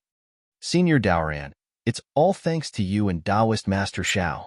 Behind him, a burly nascent soul cultivator said with a smile, otherwise, facing such a vast rain of boulders, we would have already died without a burial ground. You should rest more. It's time for us to exert our strength. We'll have to rely on your magical ability later. Zhang Daoran nodded lightly and took out a jade bottle from his bosom. He poured out a medicinal pill from the jade bottle and put it into his mouth. His figure swayed and landed behind the crowd. All the cultivators took the initiative to make way for him, and their eyes were full of respect. Looking at Xiao Hua again, he was still the kind of person who didn't seek merit, but only sought not to make mistakes. He waved the wishful staff unhurriedly, and the boulders shattered one by one, like a child in the secular world using a small stick to hit a hamster that popped out of a hole in the ground. -13. Chapter 36-39. Zhang Daoran rested for another hour. Even though Xiao Hua's divine strength was astonishing, he still started to feel exhausted. This exhaustion wasn't just physical exhaustion, but also mental exhaustion. After all, who wouldn't slack off after constantly striking the boulders like this? What's more, in the past hour, it seemed like there were no more boulders that were 300 meters in size. The size of the boulders was gradually increasing, and the force of impact was more than twice as strong as before. Xiao Hua's arms were somewhat sore. When Zhang Daoran saw this, he said loudly, Taoist Master Xiao, it's time for you to rest. All right. Xiao Hua heaved a sigh of relief and agreed. Zhang Daoran was just about to urge his magic treasure forward when he heard Sun Kong shout, Old Man Zhang, Taoist Master Xiao, I'm afraid. You guys can't be replaced. My Chang'eng seems to have discovered some flaws in the defensive formation. However, the flaws aren't here. We need to go to another place in the rain of boulders. I'm searching with Chang'eng, and I'm simply unable to divert my attention to block the boulders.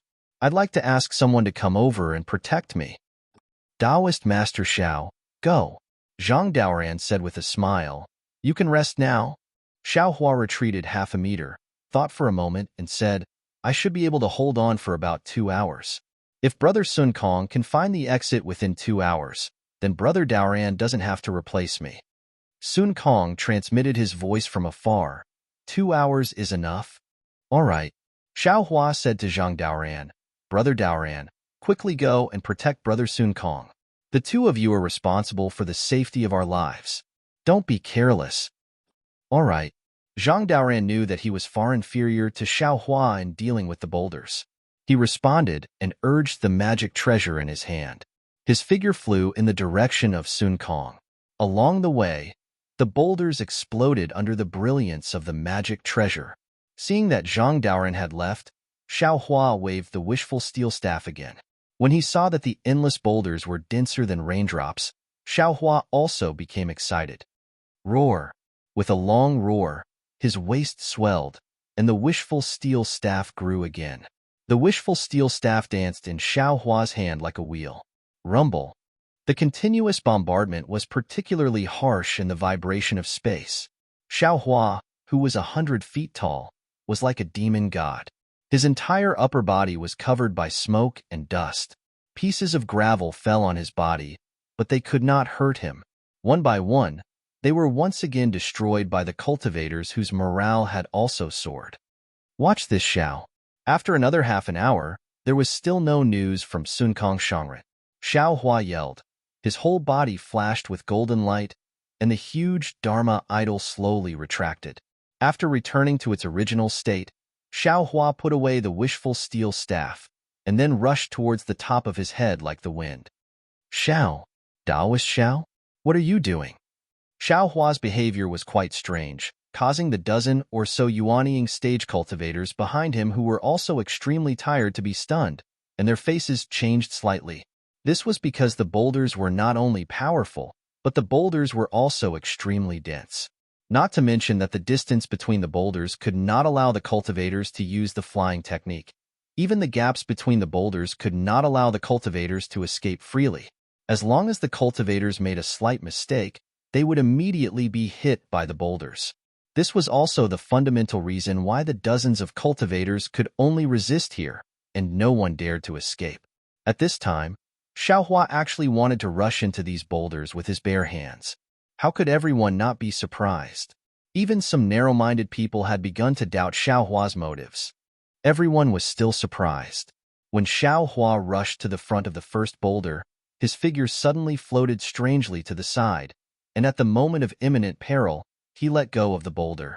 At the same time, in the blink of an eye, without waiting for him to stand firm, another boulder smashed down like a mountain. Ouch! Everyone was slightly speechless, but at this time, Xiao Hua's figure once again floated strangely, and in midair, he flew behind the previous boulder. Good. Everyone unconsciously cheered in their hearts. In the few breaths of time when everyone was cheering, Xiao Hua seemed to be taking a leisurely stroll, and more like a ghost. He rushed over several boulders all of a sudden. Not good. Taoist Master Xiao. Seeing the huge boulder completely smashing down, the dozen or so Yuanying stage cultivators in front of them were shocked. If it was the initial boulder, they still had the ability to join forces and break it, but now the boulder was really huge and had exceeded their ability. They all exclaimed in their hearts, could it be that he wants to escape? Of course, at this moment, Xiao Hua had calmly flown up dozens of feet in the air, and he did not suffer any damage at all. Anyone who thought about it knew that Xiao Hua had the magical ability to escape from this boulder rain. In that case, Xiao Hua abandoned the wishful staff and flew behind the boulder. If he did not escape, then what was he doing? Just when the dozen or so Yuanying stage cultivators were about to grit their teeth and catch these boulders, Xiao Hua's figure paused slightly, and he flew down with the boulder. When his speed was the same as the boulder, his mind was integrated into his spiritual sense, and the spiritual sense was like several big hands wrapped around the boulder below him. Then, they heard Xiao Hua roar, up. Several boulders actually made a loud boom-boom sound in Xiao Hua's spiritual sense, and then the side of the boulder suddenly tilted. The entire boulder was actually used by Xiao Hua to borrow force, and under the control of his spiritual sense, it suddenly flew upside down and rushed to the boulder above Xiao Hua's head. Boom! Several roars sounded again, and the flying boulder collided with the falling boulder, and each turned into fragments, scattering in all directions. Good. Xiao Hua looked at the surrounding gravel and soil mist, and his eyes narrowed into slits with a smile. Grandma, this spiritual sense secret technique is really powerful. Now, this Xiao's spiritual sense is not only abnormally strong, but it can also be used like the hands of a pure Yuanying stage cultivator. What's more, my spiritual sense is subtle, and it's easier to borrow force than physical strength. This way, this Xiao can not only break this rain of boulders and rest my body, but also use it to temper my spiritual sense and mind. It's really killing two birds with one stone. Xiao Hua released his spiritual sense, and the group of Yuanying stage cultivators below him could naturally sense it. But when they saw how powerful Xiao Hua's spiritual sense was, they didn't even have the heart to cry out in surprise, and could only stare blankly at Xiao Hua alone, performing a one-man show. A one-man show facing the entire falling boulder array by himself. Yes, high up in the sky, Xiao Hua was like a bullet, jumping from one place to another, and every time he found a gap, he would immediately release his spiritual sense. At first, His spiritual sense was the same as Zhang Daren's, constantly being attacked by these boulders, but after an hour, his spiritual sense began to condense into threads, as if it was solid, and the impact of the boulders had already decreased. Even when Xiao Hua released his spiritual sense, the thousands of spiritual sense threads also wrapped around the boulders, and then Xiao Hua's spiritual sense shook together, and the falling boulders immediately changed direction, suddenly flying backwards, crashing into other falling boulders. As they watched Xiao Hua shatter the giant boulders one after another, no one would have thought that Xiao Hua was actually tempering his divine sense. Xiao Hua had already fused Do Shan Jun's spiritual sense with his primordial spirit secret technique for quite some time. During this time, he had been comprehending and cultivating, and his improvement was very obvious. Not to mention that his spiritual sense gradually began to match Xiao Hua's magic power. Even his various magic treasures began to display their true strength. However, the tempering of his spiritual sense during this time was far from comparable to the tempering of his spiritual sense in this dangerous place. In less than an hour, Xiao Hua clearly felt that his spiritual sense had changed by leaps and bounds, and he also had a feeling that if he was given enough time, his spiritual sense would have an incredible improvement in this huge boulder array. Xiao Hua somewhat forgot himself as he continued to temper his spiritual sense with the increasingly violent boulders. The dozens of cultivators below him were stunned. When had they ever seen a spiritual sense comparable to the strength of the physical body? Not to mention, even their physical bodies couldn't resist these boulders, let alone their spiritual sense. But look at Xiao Hua. Where his spiritual sense passed, the boulders collapsed.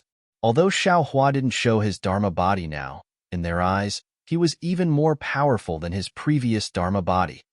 Haha, so it's here.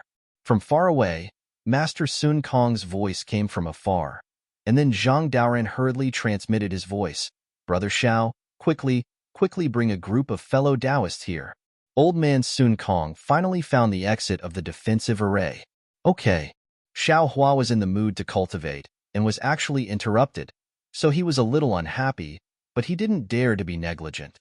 While his figure flew in the direction of Master Sun Kong, his spiritual sense was mixed with the heaven and earth sleeve technique, and layers of giant hands appeared in the air, smashing the huge boulders into pieces. Gaps appeared in the rain of boulders, and it was really an invincible scene. Previously, everyone was shrouded in the shadow of death.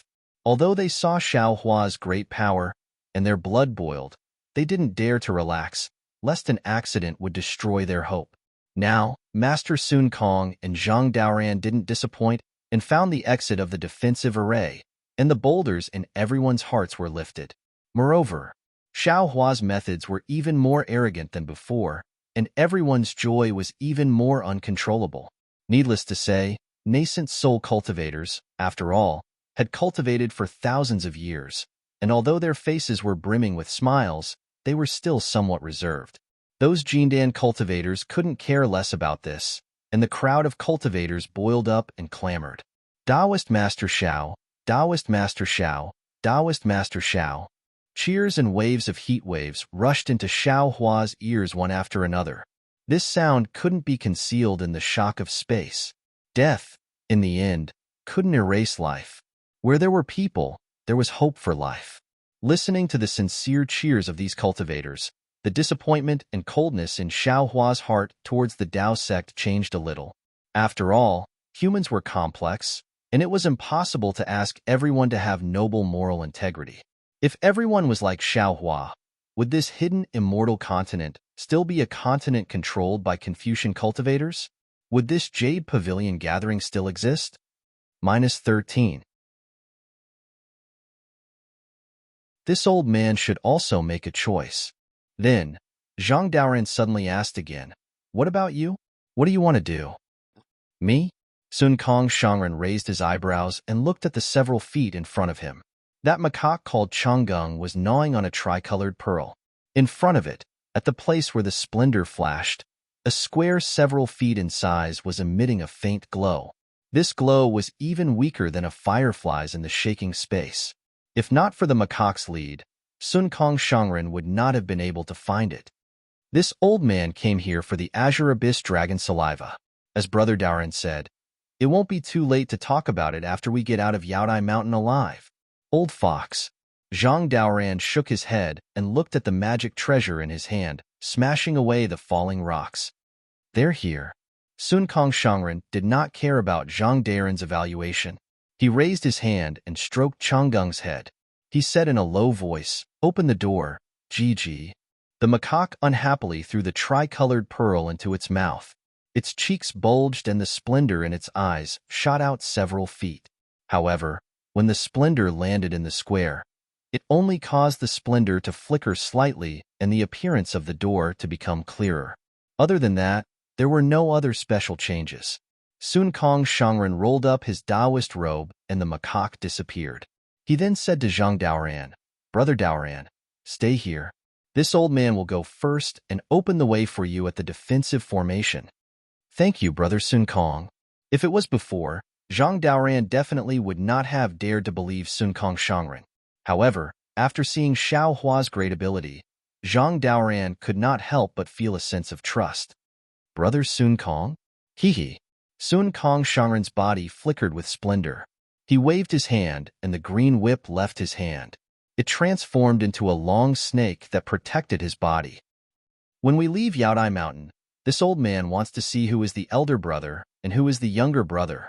"As you wish." A trace of warmth gushed out from Zhang Daoran's heart, and his figure suddenly expanded. He turned his head and said proudly, "Brother Xiao, take a rest. This old brother will come to your rescue." Hee. Sun Kong Shangren shook his head slightly and threw himself towards the square that was several feet in size.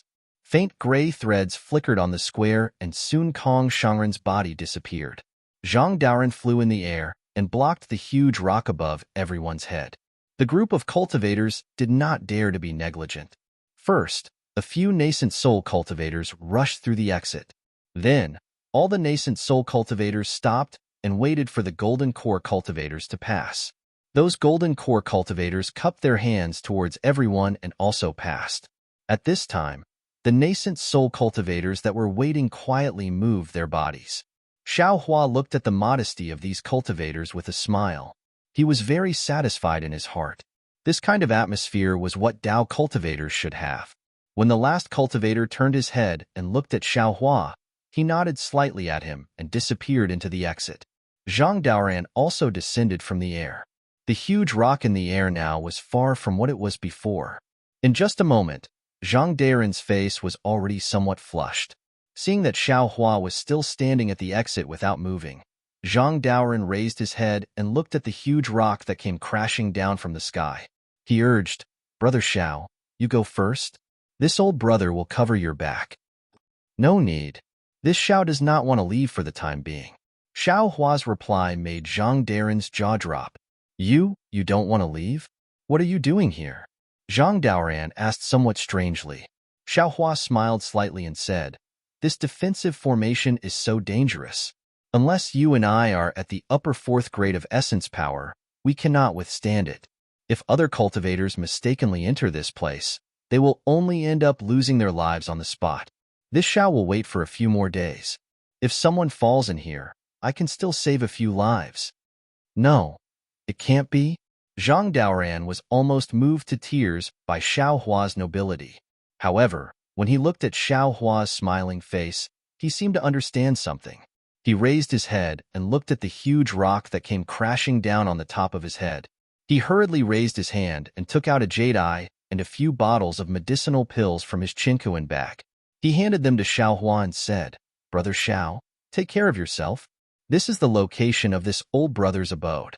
If you leave Yaodai Mountain, regardless of whether this old brother is here or not, you have to go to Grand Wind Mountain." Xiao Hua was also not polite. He took the jade eye and medicinal pills and nodded. "Don't worry, old brother. This Xiao will be fine. You will also be fine." Boom.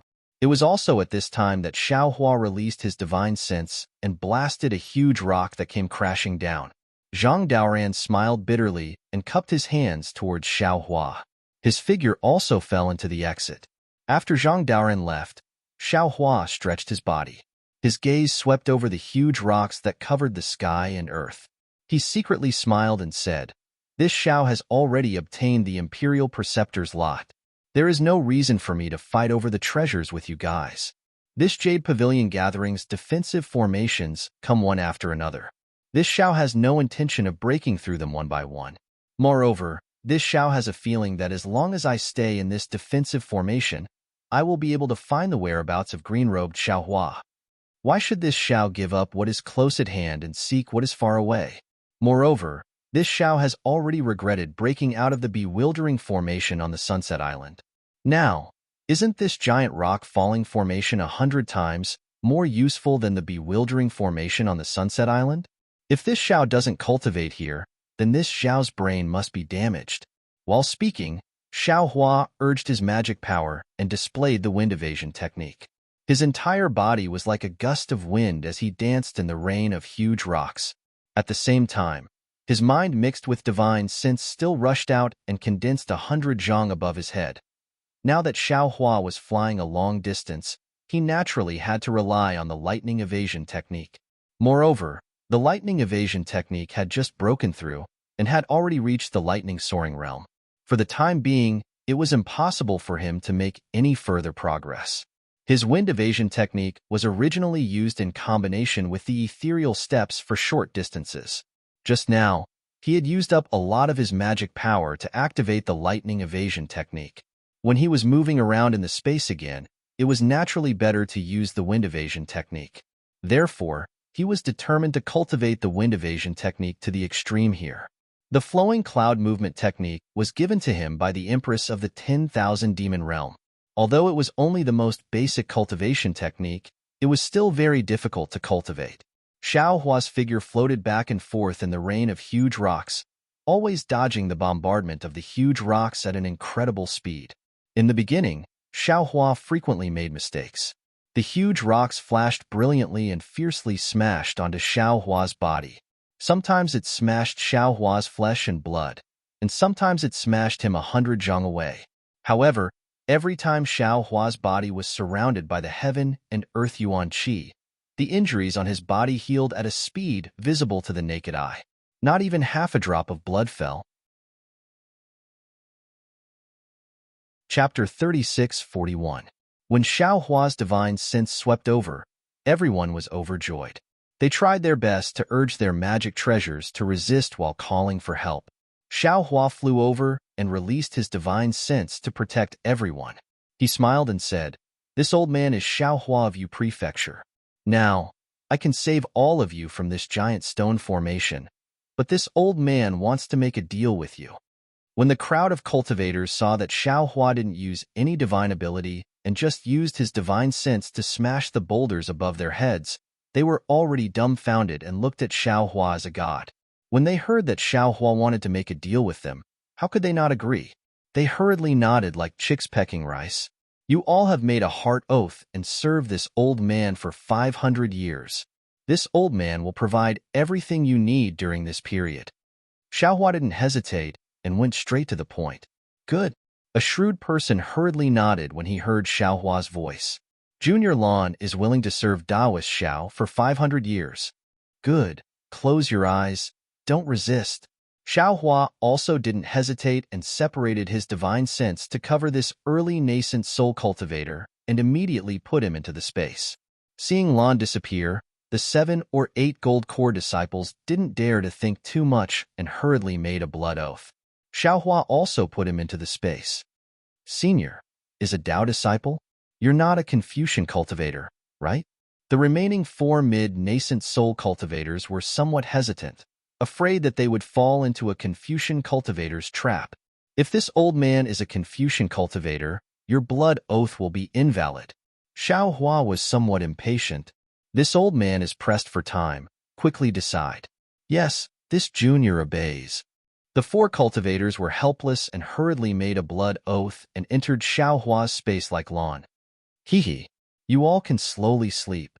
When you get out, won't this Xiao's fortune gate be the #1 Dao gate in the hidden immortal continent?" Xiaohua laughed and shattered a huge falling stone. Looking at the flying rocks, Xiaohua's figure flashed and he really passed through the gap between 2 large rocks like a ghost. In the blink of an eye, Xiaohua had already been practicing the wind escape technique for more than 2 months. What surprised Xiao Hua was that there seemed to be no end to the boulders. In the end, the boulders stopped increasing in size.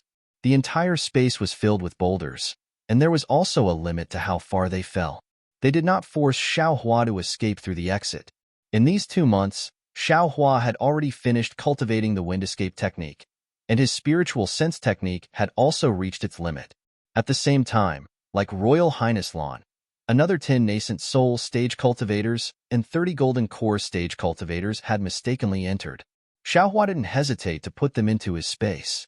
At this time, although Xiao Hua's magic power had not been exhausted, his mind was very tired, and he seemed to be on the verge of collapse. That's right, such a vigorous cultivation method. I'm afraid you can't find another in the entire hidden immortal continent, right? Forget it. It's time for me to leave. Xiao Hua flew to the exit. The exit was the same as what Xiao Hua had been paying attention to, and there were no changes. However, looking at the brilliance of the exit, Xiao Hua seemed to have thought of something. He couldn't help but look back. When he saw a boulder falling like a meteor, Xiao Hua slapped his forehead and said regretfully, "Damn it, I was so careless. I only thought about tempering my spiritual sense and comprehending the wind escape technique, and forgot about the immortal body bestowment technique." This was the original intention of this Xiao to stay behind. However, although Xiao Hua thought of this, he was really tired. He wanted to fly out from the exit, but he was afraid that he wouldn't be able to return. But now, where could he rest in this space? What if I sit on the boulder? Xiao Hua had some strange ideas. When Xiao Hua flew to a boulder, he found that he couldn't, because the boulder seemed to have some kind of suction force. His body wasn't sucked in by the suction force, and he couldn't keep up with the boulder. Of course, he could also use his magic power, but in this way, wouldn't he be unable to rest?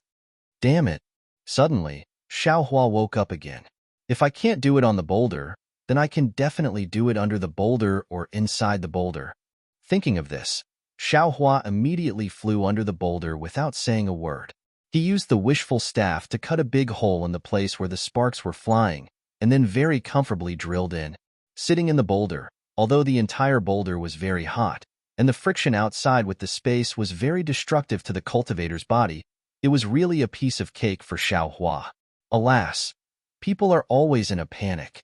If I calm down, this boulder array is not a particularly dangerous place.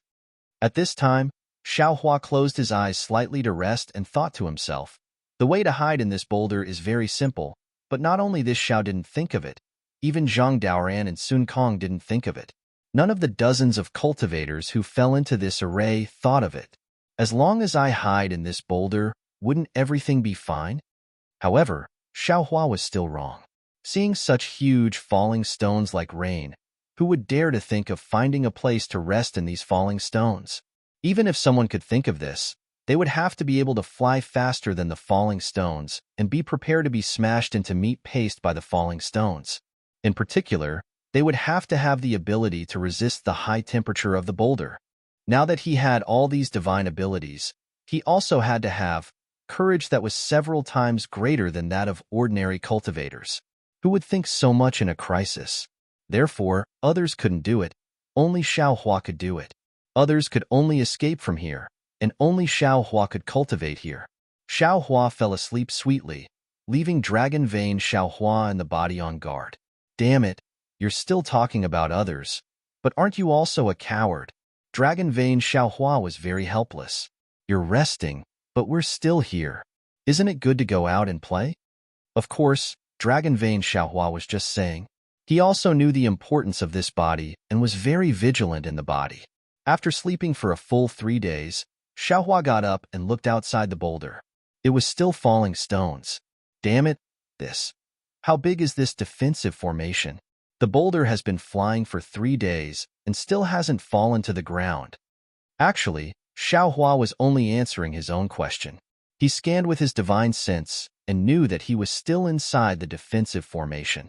He already understood that the falling stones inside the defensive formation should be in a cycle. It was impossible for this defensive formation to have no end. It's just that the falling stones of the defensive formation never stopped. Xiao Hua stretched his body and rushed out with his divine sense.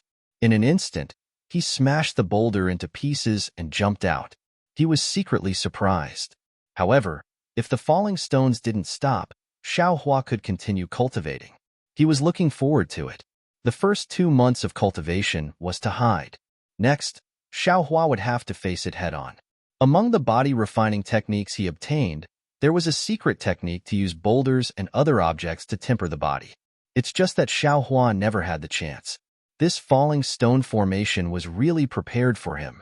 Although I need to cultivate, I also need to be alive. Xiaohua didn't dare to start with a boulder that was too big. He scanned the area with his divine perception and found a seemingly suitable one. He executed the wind escape technique and chased after the boulder. After estimating that he could withstand the force, he flew to the bottom of the boulder and immediately executed the Sunset Island's body-refining secret technique. Boom! The boulder fell on Xiaohua's body and made him roll a few times. Xiaohua's Taoist robe was torn, and his body emitted a faint, dark golden brilliance. Good again. Xiaohua's face was somewhat pale. He urged his body and rushed up again. Boom! Boom! The rumbling sounds didn't stop. Previously, it was Xiaohua who was torturing the boulder formation. Now, it was the boulder formation that was torturing Xiaohua. An eye for an eye. Nothing more. Of course, it was only half a day. Xiaohua suddenly had a strange idea, as if this guy was never peaceful. Guzhen actually has the strength of a 5th-grade essence force with more than 200 years of cultivation. This Xiao's Buddha Saraira is also the body of the future Buddha Lord. Why can't it? The exquisite temple has records of Buddhism. Moreover, there is the strength of a 10,000-year-old Buddha for Bodhi to temper his golden body. Inside this boulder formation, can't this Xiao also cultivate the power of mountains?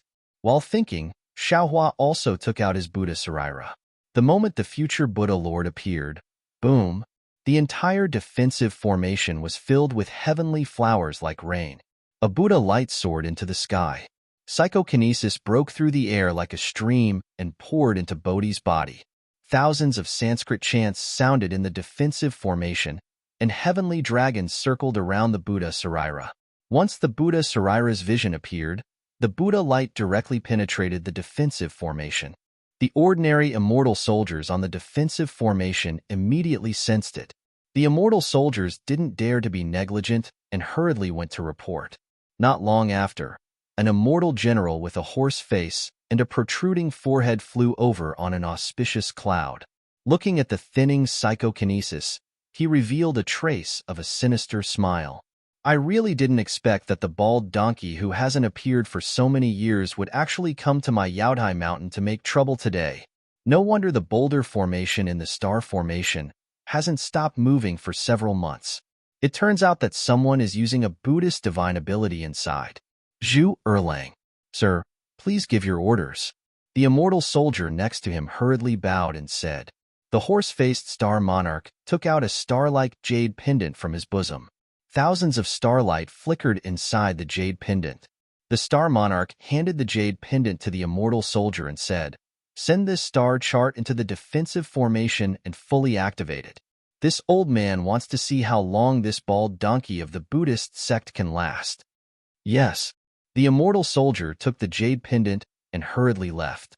A moment later, specks of starlight appeared on the blood-colored light. Boom boom. The whole space shook violently. Even the light was tumbling. After the time it took to eat a meal, the light stabilized. However, the light became even redder and its color was very frightening. Boom.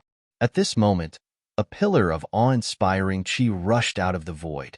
The space beside the horse-faced star monarch was extremely distorted. After several crystal threads condensed from awe-inspiring chi flashed, Kong Hongwu's figure appeared. As soon as Kong Hongwu appeared, his face was filled with confusion. He scolded in a low voice, "Star Sun Horse Taisher Zhanran, why did you send the star chart into the defensive formation? Don't you know that the star chart of the defensive formation can only be used at the end?" -13. Chapter 3642. All Master, Taisher Zhanran naturally did not expect Kong Hongwu to come. Hearing Kong Hongwu's reprimand, he hurriedly bowed and said, There is a Buddhist disciple in the star array under my jurisdiction, and this disciple has been staying in the array for more than a few months. What? Your array has been going on for several months? Could it be that the Buddhist disciple in the array has discovered something? Kong Hongwu's face showed a trace of anxiety. If the Tao sect knew about the immortal palace, he might not be afraid. But if the Buddhist sect caught a whiff of something, then how could he cover it up? Taisher Zhanran nodded. That's right. I was afraid that the Buddhist disciple would discover something, so I sent the star map into the array. Once the star map is out, the entire array will operate to the extreme. Even if we don't force him out, we must kill him. Why force him out? Just kill him. Kong Hongwu snorted coldly. If the Buddhist disciple discovers the abnormality in this Yaotai gathering, how can my Star Lord Hall still stay in the hidden immortal continent? How can you and I have the face to return to the immortal palace? In fact, Taisher Zhanran had already noticed this abnormality, but he did not dare to ask more. He absolutely did not want to know the truth. Now that a Buddhist disciple had appeared in his star array, if there was really an accident, then he would not be able to bear the consequences. Yes, I understand. Taisher Zhanran bowed and said, I will never let this Buddhist disciple out of the array alive. You keep a close eye on this old man. If there is any abnormality, immediately report it. Outside the array, the river of telekinesis that penetrated the array gradually disappeared. Kong Hongwu suppressed his impulse to enter the array personally, gritted his teeth and said, If there is any mistake, I don't need to say anything. You know the consequences. I understand. Taisher Zhanran's face tightened, and he hurriedly replied, I will not make things difficult for the hall master. Humph. Kong Hongwu stared at the thick clouds for a long time. Suddenly, he raised his eyebrows and said angrily, Damn it. After saying that, his whole body was suffused with a tricolored fog, and his figure disappeared into the void with the fog. Phew. Taisher Zhanran let out a long sigh and raised his voice. My sons, quickly activate the defensive array. If this old man receives any punishment, none of you will be able to live. Yes. As the voice sounded, streams of noble chi mixed with thousands of starlight rushed into the blood-red light. Back in the star array, Bodhi's 5-foot-tall golden body grew visibly. The golden body emitted a holy Buddhist light, and as psyche power poured in, the Buddha's Sarira formed a Buddhist mudra with both hands and said, Namo Maitreya Buddha. This humble monk, Bodhi, greets Xiao Tanyue. Boundless holy man. Xiaohua didn't know whether to laugh or cry. He also recited his Tao name and said, One is this Xiaosheng, the other is this poor monk. It seems like this Xiao can only call himself I. Sandalwood is a Taoist cultivator to begin with, so of course he's I. Subhoodie said with a grin. And this poor monk is a Buddhist disciple, so of course he has to address me as this poor monk. It doesn't matter. Xiaohua waved his hand and said, Is this star formation suitable for fellow immortal to cultivate? Can I use the Buddhist techniques of the Xiaolinglong Temple? I'll let fellow immortal know that there are no secret techniques in Buddhism. Everything is in the Buddhist scriptures. The so-called Buddhist techniques are nothing more than methods to subdue demons. They are all external things. Subhoodie's smile was very benevolent as he said faintly, This poor monk has been meditating in the Linglong Pagoda for a long time. Now it's okay for me to move my muscles and bones. Okay. Xiaohua nodded. I'll leave everything to fellow immortal. You and I are one. In this defensive array, fellow immortal can freely use it. As Sandalwood wishes, Bodhi's body flashed with Buddhist light, and his hands formed a Buddhist mudra. Rumble. With a loud sound, the huge rock smashed into several pieces, and Subhoodie's golden body rapidly flashed and dimmed a bit. Good. Seeing this, Xiaohua no longer paid attention to Subhoodie, and he collided with the falling rock again. In the time it takes to brew a cup of tea, kacha, thousands of thunderbolts appeared in the sky, and after each thunderbolt, a dark red light spot appeared. After a moment, the thunderbolts not only did not decrease, but instead became louder. The space that was already shaking shook again. The dark red light spots could now be seen clearly. They were huge burning balls, dragging thick smoke and flames, and were denser than the rain of falling rocks. At the same time, the terrifying aura of death once again shrouded the entire space. Seeing such a big phenomenon, Xiao Hua's heart tightened, and he urged the wind escape to fly toward the exit of the defensive array. However, just as he moved, he heard Buddha's relic Subhuti chanting in the sky, Namo Maitreya Buddha. What is life? What is death? Where there is life, there is death, and where there is death, there is life. Life is Amitabha Buddha, death is Maitreya Buddha. Without yesterday's life, how can today's death be? Without today's death, how can tomorrow's life be? Boom. As soon as Subhuti said this, a thunderbolt appeared in Xiao Hua's mind, and a problem that he had been pondering before appeared in his mind. That's right, this world has the Buddha of the past, the Buddha of the present, and the Buddha of the future. Although there are thousands of Buddhas, they can represent the past, present, and future, and naturally have the Buddhist principles of these Buddha lords. The Buddha of the past should be a Buddha born in the past, the Buddha of the present should be a Buddha undergoing nirvana, and the Buddha of the future might be a Buddha undergoing nirvana in the future. If one doesn't experience death, if one doesn't experience nirvana, how can one achieve karma? Although Subhuti has yet to fully comprehend the true meaning of the exquisite temple's Buddhist scriptures, this Xiao's thoughts may not be correct. But since Subhuti is willing to face this death tribulation here, why can't this Xiao fulfill his wish? Guzhen can reach the peak of demon-subduing methods in a short time, and seeking life and death is also one of his methods. Good. Thinking up to here, Xiao Hua's eyes slightly narrowed. This Xiao will accompany Subhuti and the Star Monarch, guarding the formation. This Xiao wants to see whether Buddha is 10 feet taller or Confucian is 10 feet taller. Woo! An extremely sharp screeching sound descended from the sky, and a scorching hot aura assaulted Xiao Hua's face like lava. Even from far away, that noisy gale blew against Xiao Hua's dark golden skin, causing his muscles to undulate. A huge sphere fell from the sky. Xiao Hua didn't dare to be negligent. While urging his escape technique to rush into the sky, he also urged his heavenly body infusion technique, and the body refining technique of the setting sun island continuously operated. This was especially true for Bodhi. His eyes were filled with benevolence as he formed the Akala seal with his hands. Countless golden runes and Sanskrit characters flowed all over his body. The streams that appeared in the void also contained Buddhist principles flowing within his golden body. Boom! With a loud sound, a hole dozens of feet wide was created in the huge sphere, and the sphere continued to fall. Far away from the hole, a damaged relic golden body stood in the air with difficulty. A fist-sized relic fell into the golden body, and as Subhuti chanted Buddhist mantras, the relic immediately turned into golden liquid, and as the golden runes flowed around the golden body, the damaged parts were repaired extremely quickly.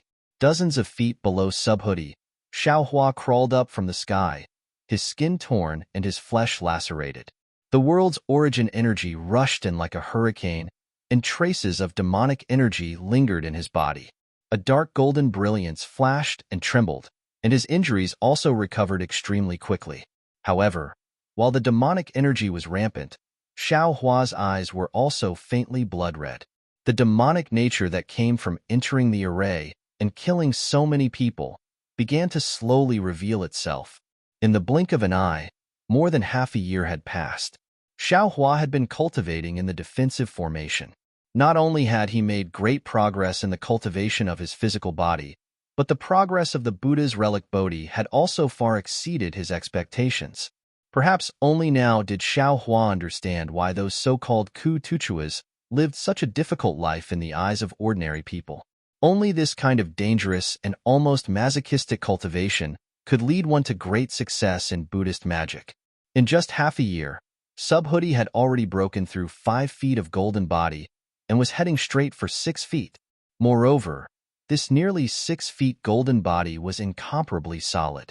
Xiao Hua had experience in nurturing a nascent soul, and this experience was still useful in cultivating the golden body of Buddhism. The entire Buddha's relic looked even more imposing than Xiao Hua's nascent soul. Of course, in addition to his own cultivation, Xiao Hua also rescued several nascent soul cultivators and dozens of golden core cultivators. However, with the passage of time, the number of cultivators who entered the array gradually decreased. Presumably, the cultivators who were still alive had already passed through this star array and arrived at the distant stars. While Xiao Hua's cultivation was advancing by leaps and bounds, Sun Horse of Star Taisher Zhanran, who was outside the array, was restless. He wanted to send out a message several times to invite Kong Hongwu over, but every time he was about to do something, he would hesitate. Similarly, looking at the surging multicolored light and the twinkling starlight within the multicolored light, he was also helpless. This star array was not like the previous array on Jade Mountain. Those arrays could be controlled by Taisher Zhanran and the other star monarchs. However, these star arrays were personally laid down by some mysterious experts of the Immortal Palace. Taisher Zhanran and the other star monarchs could only monitor them, but not control them. Especially, they could not freely enter and exit the star array. Taisher Zhanran really did not dare to take the risk to enter and see what was going on inside. Was it that bald donkey in his heart who built a temple inside? On this day, seeing the immortal soldier report that the nearby array had almost stopped, and the Tao sect cultivators who were able to escape the array had all gathered inside the Crimson Star, he gritted his teeth and jumped up from the clouds.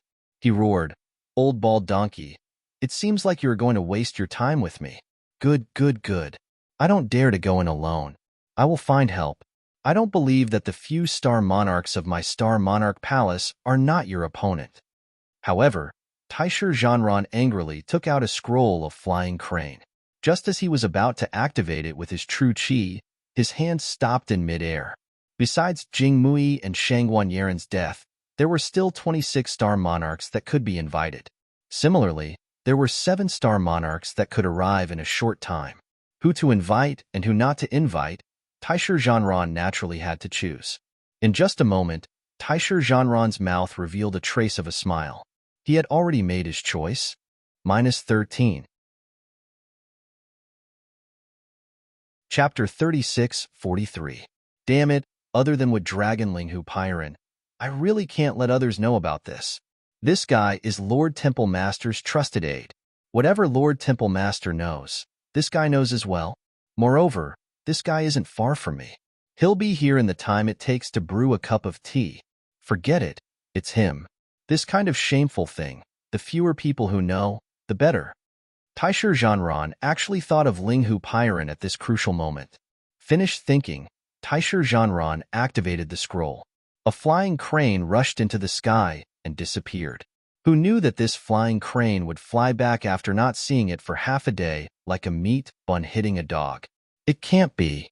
The impatient Taisher Zhanran was flabbergasted and secretly said, "Could it be? Linghu's side also has difficulties?" Just as he was thinking, boom. A huge roar came from the distant horizon. Then, a scarlet-red light shone brightly. The clouds above the entire defensive array were like waves. Through the clouds and the light, Taisher Zhanran could clearly see the origin of the loud sound. The crimson star that was previously hanging in the air was now moving again.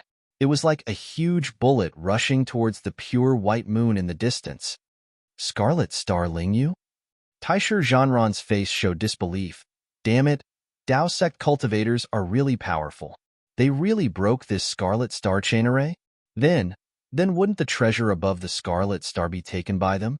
AI, it's really a pity. Schwa.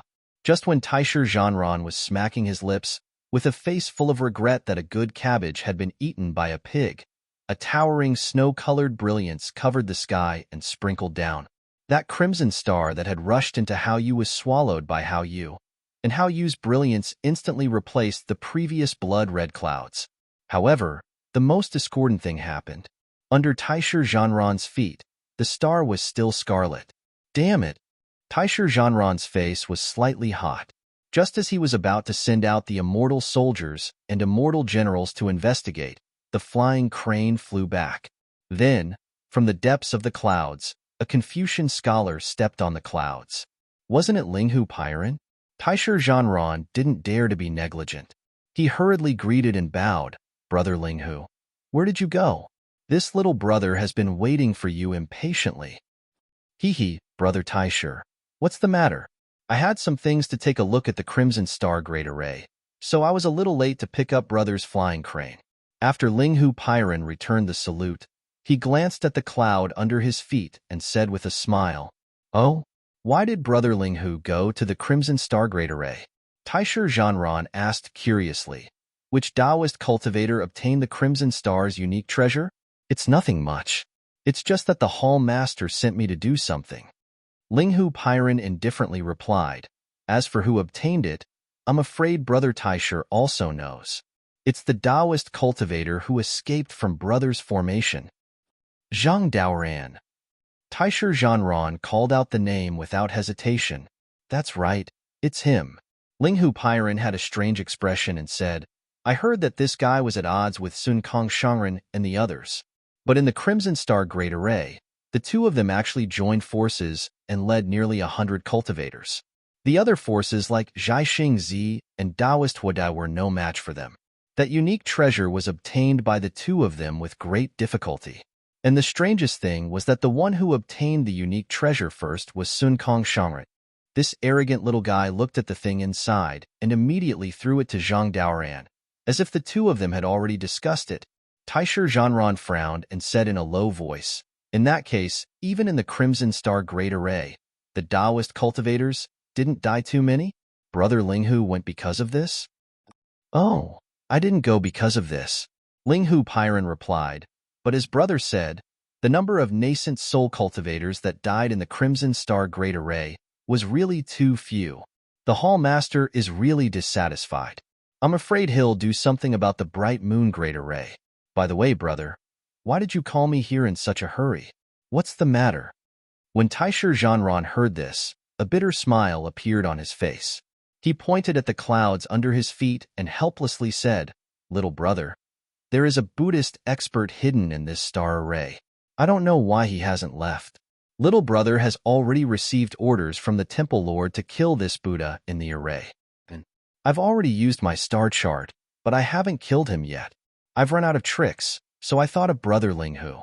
I want to ask Brother Linghu to join forces with me to enter the star array and kill him. What Buddhist expert? Even the star chart left behind by the immortal palace can't kill him? Linghu Pyron heard this and unconsciously frowned. This kind of expert. Can you and I do it? Brother Linghu, the Crimson Star Great Array has been destroyed. Now the Bright Moon Great Array is right in front of us, but the inside of this little brother's star array is still crimson. Taisher Zhanran was a little anxious. However, before he could finish, Linghu Pyron waved his hand and said, If that's the case, Brother Taisher, you don't need to worry. On my way here, I've passed by more than a dozen star arrays guarded by other star lords. You can rest assured that some of their star arrays are still alive, and their star arrays are also crimson red. Oh, Taisher Zhanran breathed a sigh of relief and smiled. That's good, that's good. Ouyang Jingran was a female cultivator, but she didn't have the slightest grace of a female cultivator. If it weren't for the bulging chest that made her different from Taisher Zhanran, she could almost be mistaken for a man. However, the only difference at this time was that she was covered by a pink armor. The inscriptions on her big black face that looked like tiger stripes made Taisher Zhanran feel a little nauseous. Looking at Ouyang Jingran standing on a white tiger that was a few feet tall, Taisher Zhanran cupped his hands and said with a smile, Fairy Ouyang, please. Ouyang Jingran's thick lips moved slightly, and the corners of her mouth that had some fine hairs curled up. Her hoarse voice sounded, Taisher, don't be mysterious. Tell me, what's the matter? Taisher Zhanran saw Ouyang Jingran call him Taisher instead of Sun Horse of the Star and immediately knew that there was hope, so he hurriedly told her about his matter. Gidge. Ouyang Jingran listened, looked at the blood-red clouds under her feet, and laughed. The laughter that should have been pleasant to the ears sounded like a broken gong in Taisher Zhanran's ears. So that's how it is. No wonder you were anxious. This old lady's star array previously trapped a Dao sect cultivator named Zhaixingzi. This old lady could have killed him in the array, but this old lady was careless and let him gather dozens of other cultivators and escape openly. For this reason, the temple master personally came to the star array and reprimanded this old lady. His grandmother. Isn't it just a late nascent soul Dao sect disciple? What's so great about running away? -13. Chapter 36:44. Taisher Zhanran knew that Ouyang Jingran was not shrewd and had always been careless. Not only did she not notice the strangeness of the star array while standing on the blood-red clouds of his star array, it was even more impossible for her to know the secret that the temple master wanted to kill a nascent soul cultivator. Of course, he did not dare to say much. He could only smile bitterly. Yes, fairy, didn't you see? You lost a Zhai Xingzi, and the temple master got angry. If I let this Buddhist master go, won't the temple master take my head? It's good that you took it, just as a chamber pot. Ouyang Jingran covered her mouth and laughed. Obviously, she was very comfortable with being called a fairy, but this coquettish gesture was really not complimentary.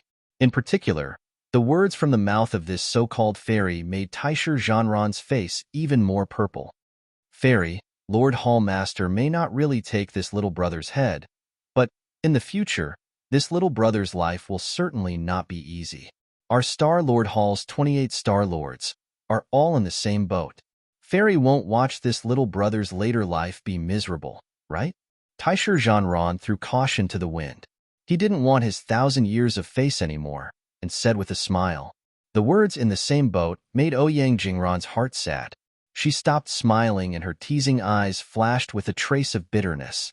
She then nodded and said, "In that case, tell me, how do you want me to cooperate? That old monk has been arrogant in the star array for nearly a year. If he didn't have a superhuman cultivation, how could he dare to do so? I didn't dare to go in, because I wasn't sure. Since Fairy agrees, we will rush into the array and kill him." Taisher Zhanran said fiercely. Ouyang Jingran thought for a moment and shook her head slightly. "You want me to accompany you to die?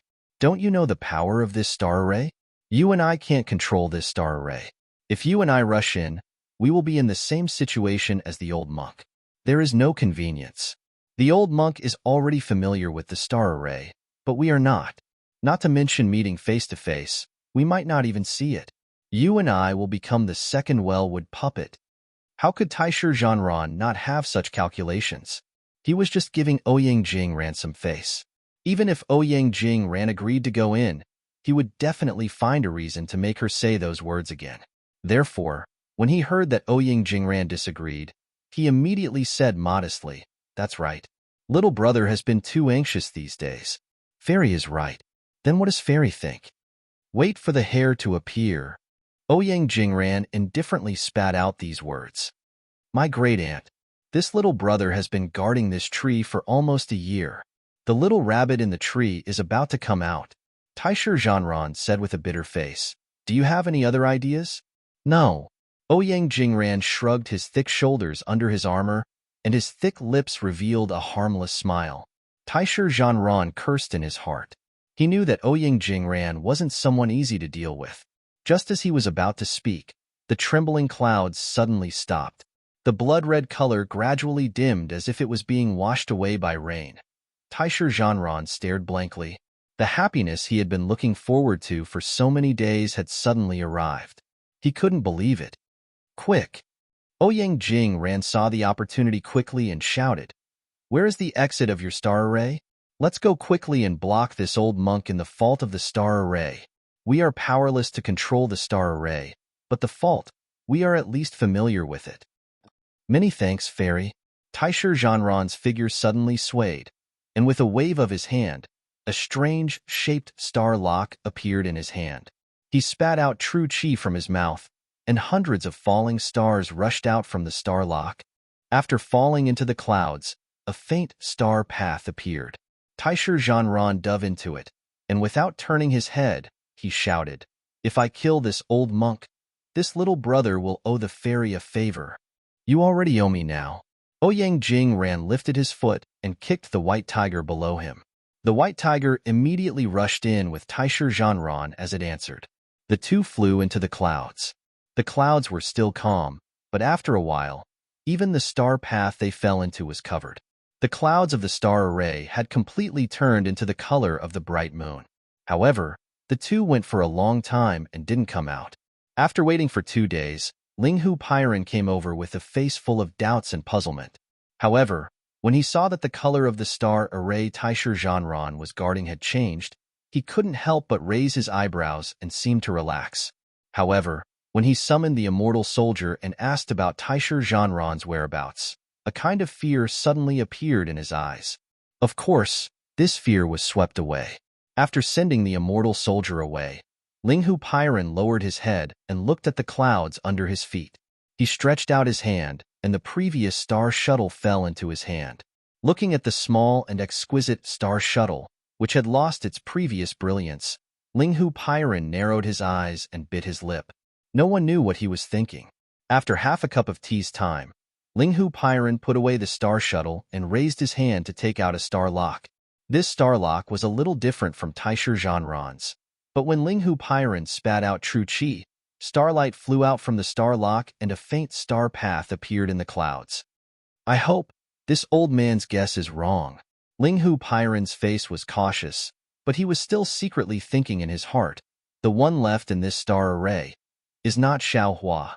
Otherwise, the lives of Tail Fire Tiger and Sun Horse of Star would be in danger. However, this old man did not see Xiao Hua in the Crimson Star Array. The other Dao cultivators who stayed in the other star arrays were also killed by this old man one by one. If this Xiao Hua was not killed before, then he must have been left in this star array. Taisher and Ouyang have been gone for a long time and have not returned. I'm afraid they have met with misfortune. Just when Ling Hu Pairan rushed into the star path, boom, an earth-shattering sound came from afar. The bright moon that had been hanging in the sky all this time suddenly sank. Then, the bright moon's brilliance gradually dimmed. On the contrary, the scorching sun opposite the bright moon suddenly emitted a golden brilliance, and the brightness and heat of the scorching sun continued to increase. It was as if the real sun was slowly rising. Looking at the bright moon that had lost its brilliance again, it rose from the distance and rushed towards the scorching sun like the crimson star from before. Bright moon, rising sun. Ling Hu Pairan murmured, it seems that the treasure above the bright moon has also been obtained by Dao cultivators. These Dao cultivators, I really do not dare to underestimate them. They are only at the upper 4th grade of origin energy, but they were able to break the Crimson Star Array and the Bright Moon Array. It seems that the Immortal Palace setting up the sun, moon, and star arrays on Yaodai Mountain is not without reason. However, so what if they broke the Bright Moon Array? So what if they broke the Scorching Sun Array? Ling Hu Pairan's face showed a trace of a sneer. As long as that array is not broken, the cultivators who did not obtain the treasure jade box will still not be able to leave Yaodai Mountain. However, thinking of this, Ling Hu Pairan's heart gave birth to a trace of a bad feeling. He did not dare to delay any longer and hurriedly rushed into the clouds. In merely the time it takes for an incense stick to burn, Ling Hu Pairan rushed out of the clouds with a somewhat pale complexion. He didn't even look at the golden clouds in his surroundings. Instead, he soared into the sky and headed straight for Yaodai Mountain. Xiao Hua hid inside the star array and cultivated to his heart's content. This kind of cultivation was completely different from the Tao's ordinary cultivation. There was no need to guard the body and mind, no need to carefully comprehend the details. What was required was to let go of the state of mind and fight with the heavens and the earth. For a time, within the entire star array, whether it was the collapsed boulder or Xiao Hua's sorry figure, Xiao Hua seemed to have fused with the entire star array. The shock of the whistling sound was merely Xiao Hua's breathing. Seeing that several months had passed, Xiao Hua's strength had once again made inconceivable progress. In particular, later on, Xiao Hua actually tempered his Buddhist sense and soul sense, fusing them with his mind like his divine sense. Not only did his divine sense advance again, his Buddhist sense and soul sense also followed suit and advanced. In fact, if not for the fact that the devil spirit in the blood drop paradise was still in its embryonic form and had not yet cultivated devil sense, Xiao Hua would have almost mixed his devil sense into it as well. On this day, Xiao Hua's 100 zhang tall figure swayed and soared into the sky like a giant pong. With a boom sound, he hit a huge boulder that was thousands of zhang tall. In the midst of the rumbling sound, that huge boulder shattered with a loud bang. At the same time, Bodhi's Buddha Lord's phantom, which had been cultivated to 100 zhang tall, also rushed towards another huge boulder, not to be outdone. Similarly, a loud rumbling sound resounded, covering the sky and covering the earth as debris fell down. The huge boulder was destroyed, and the Buddha Lord's phantom that was radiating Buddhist light in all directions was also suddenly annihilated. In just a moment, the sound of Sanskrit resounded in all directions. On the undamaged Bodhi's golden body, tens of thousands of golden runes flashed and flowed. The Buddhist light once again propped up the Buddha Lord's phantom. Moreover, in that phantom that seemed to be in the void, strands of thin threads that were hard to see with the naked eye instantly formed. These thin threads came from the void and were precisely the power of faith. Tsk tisk. Xiao Hua smacked his lips and shook his head with a wry smile. Fellow immortal Bodhi, this is really a little unfair. Your Buddha Lord's Buddha Dharma body is too magical, and this kind of bitter cultivation method is in line with the nirvana way of the golden body. This is why you can catch up with our transcendence golden bodies in such a short time. Tanyu, be content.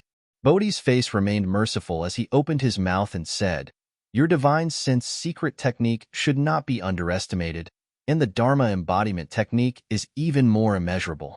That's why you can make such progress in less than a year. Boom. While speaking, Xiao Hua did not forget to urge his divine sense to transform into a huge palm and smash the huge boulder above his head. Oh, right, it's been almost a year, right? Hearing Bodhi mention a year, Xiao Hua suddenly came to his senses. The Jadistage gathering is about to end? I'm afraid so. Bodhi pointed his finger at the sky where the stones were flying and said, the white light around this star array has long been invaded, but it has been blocked by the bloody light of the star array. Presumably, the Jadistage gathering is about to end, and the star array is ready to close. -13. Chapter 36:45. Not good. Then we have to leave quickly. Xiao Hua seemed to have awoken from a dream, and reluctantly looked at the star formation that was raining stones. He sighed with emotion, I really can't bear to part with it. If only I could cultivate for a few more years. Tanyu should cultivate. Bodhi slowly kept the Buddha statue into the relic and said indifferently, although Confucian cultivators have the saying, reading 10,000 books is not as good as walking 10,000 miles, and reading 10,000 miles is not as good as reading countless people. If Tanyu doesn't read 10,000 books, what's the use of walking 10,000 miles? If not for the fact that this sovereign has the Buddhist teachings and principles of the Little Linglong Temple, even if this sovereign comes here, I'm afraid that I won't be able to grasp the opportunity in front of me, right? But Xiao Hua was still arguing, I can't just leave what I promised others to the side, right? Tanyu thinks too much. In this world, it's fine to leave anyone. Tanyu feels that he is important, but others may not feel the same way. Without Tanyu, the hidden immortal continent is still the hidden immortal continent. The rise and fall of Jiang country is just a drop in the ocean, it's nothing. While Bodhi was speaking, Xiao Hua also kept his transcendence golden body, and while using his spiritual will to block the boulder, he flew towards the exit of the planet formation. Fellow immortal is the future Buddha Lord, so naturally you want to stay away from the mortal world. Xiao Hua retorted, oh, this Xiao forgot. Fellow immortal is originally a monk. There is no common ground between people of different paths. Not to mention that my Buddhist sect is out of the world. Your Tao sect is the same. Bodhi explained, as long as one is a cultivator, one must hide from the world and cultivate. The so-called Confucian cultivator is actually not a cultivator. You're not a cultivator. You're a monk. Suddenly, the voice of Confucian cultivator Xiao Hua came out from Xiao Hua's body. Xiao Hua's mind actually shook a little, as if Confucian cultivator Xiao Hua wanted to snatch control of his body. How dare you? What are you doing? Xiao Hua frowned, his heart shocked, and he shouted, Confucian cultivator Xiao Hua, you and I have 10 primordial spirits, but we are still the same person. There is a saying that people of different paths cannot work together. You and I cannot exist. We each comprehend our own wonders and have our own fortuitous encounters. Seeking common ground while reserving differences and attaining the great Tao early is the foundation of our pursuit. It's one thing for you to argue with Subhoodie today, but why are you trying to snatch it from me? This is something that this Xiao did not expect. I can tell you the truth. Whether it's Xiao Hua, Bodhi, or even fellow Taoist Longmai, as long as you have disloyal thoughts, don't blame me for being ruthless. It's impossible for me to split my primordial spirit now, but I have plenty of methods to exterminate your primordial spirit. I'm sure all of you know this. Confucian cultivator Xiao Hua did not speak, and Bodhi also lowered his eyebrows. Xiao Hua waved his hand and sent Bodhi into his Niwen palace. Then he snorted and landed at the exit of the star array. His originally happy mood was now very bad. Immediately, Xiao Hua stepped into the same exit with anger on his face. As his figure disappeared, the blood-red brilliance in the star array suddenly disappeared, and the bright moonlight instantly enveloped the whole space. The falling boulders strangely stopped in mid-air at the same time. When the bright moonlight scattered, all the boulders disappeared completely, and the space returned to the original huge sphere and the belt of boulders around it. However, near the belt of boulders, a star chart and a star shuttle were floating there without any light. Xiao Hua frowned and stepped out of the star array. He knew in his heart that his primordial spirits were very different, and each of them cultivated a different divine ability. Whether it was Taoism, Confucianism, Buddhism, soul, demon, or demon, they all cultivated different natures. Even the heavenly way Xiao Hua and karma Xiao Hua in the space were not easy to get along with. Previously, everyone's cultivation was shallow, so the gap and differences were not obvious.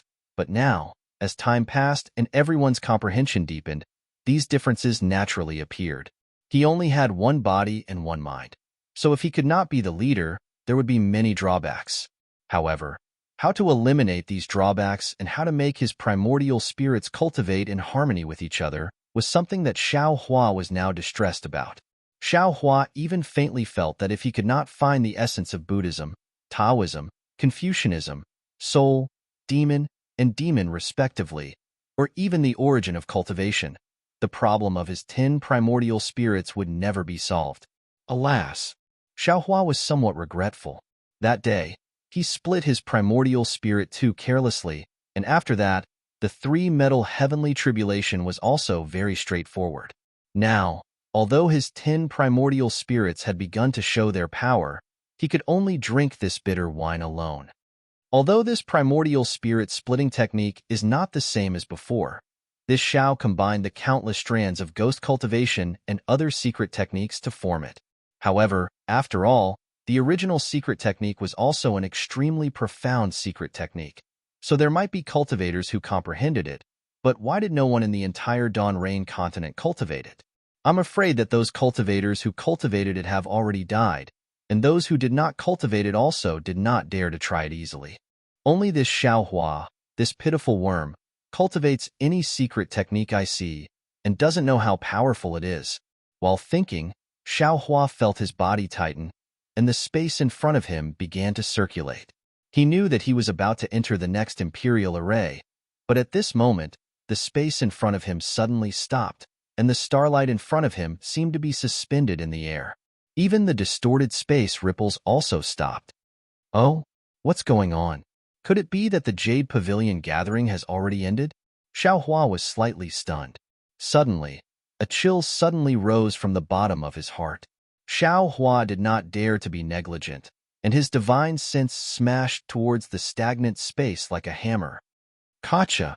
A series of fine sounds rang out, and the distorted space ripples were shattered by Xiao Hua.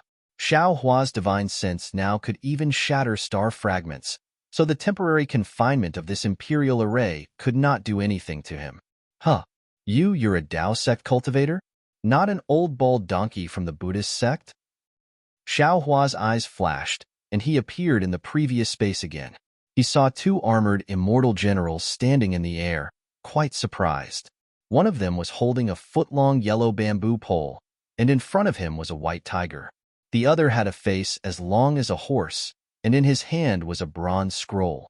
The surprised voice came from the horse-faced immortal general. Without waiting for Xiao Hua to speak, the immortal general holding the yellow bamboo pole sneered, "Why are you talking nonsense with him? Take him down first, then ask him where he came from. The immortal general is right. The horse-faced immortal general was naturally Taisher Zhanran. At this moment, he waved the scroll in his hand, and a soaring righteous chi was produced from the surroundings. It was like a huge bronze lock, sealing Xiaohua within 100 zhang. Looking at Ouyang Jingran holding the bamboo pole, he also waved his bamboo pole, and hundreds of righteous chi swarmed out. These righteous chi were not only vast, but there were also strands of crystal threads flowing within, containing extremely terrifying power. What made Xiaohua most alarmed was that these righteous chi were similar to the righteous chi controlled by Taisher Zhanran. It seemed that each righteous chi complemented each other. The attacks of the two were like two large locks, attacking Xiaohua from two sides, sealing him inside. How are these immortal generals? Xiaohua's eyes narrowed, and he secretly sneered. These are clearly two star monarchs. Damn it, this Xiao has only cultivated in the star array for a year, and you guys are already targeting this Xiao. Now you want to lock this Xiao up without saying anything. Isn't this the same as the Copper Pillar State's constable treating the Seven Suns Temple's master Daoshan? Thinking of Daoshan, Xiaohua, who was originally in a bad mood, was filled with hostility. He coldly looked at the righteous chi locks in front of him and coldly said, "Fighting without declaring it is rude. Joining hands to bully others is shameless. Attacking innocents is untrustworthy. You are the Star Monarchs of Star Monarch's Palace in vain. You are actually such untrustworthy, shameless, and rude people that are worse than pigs and dogs. How dare you?" Ouyang Jingran was just flattered by Taisher Zhanran as immortal general, but now in Xiaohua's mouth, he became a disciple of none.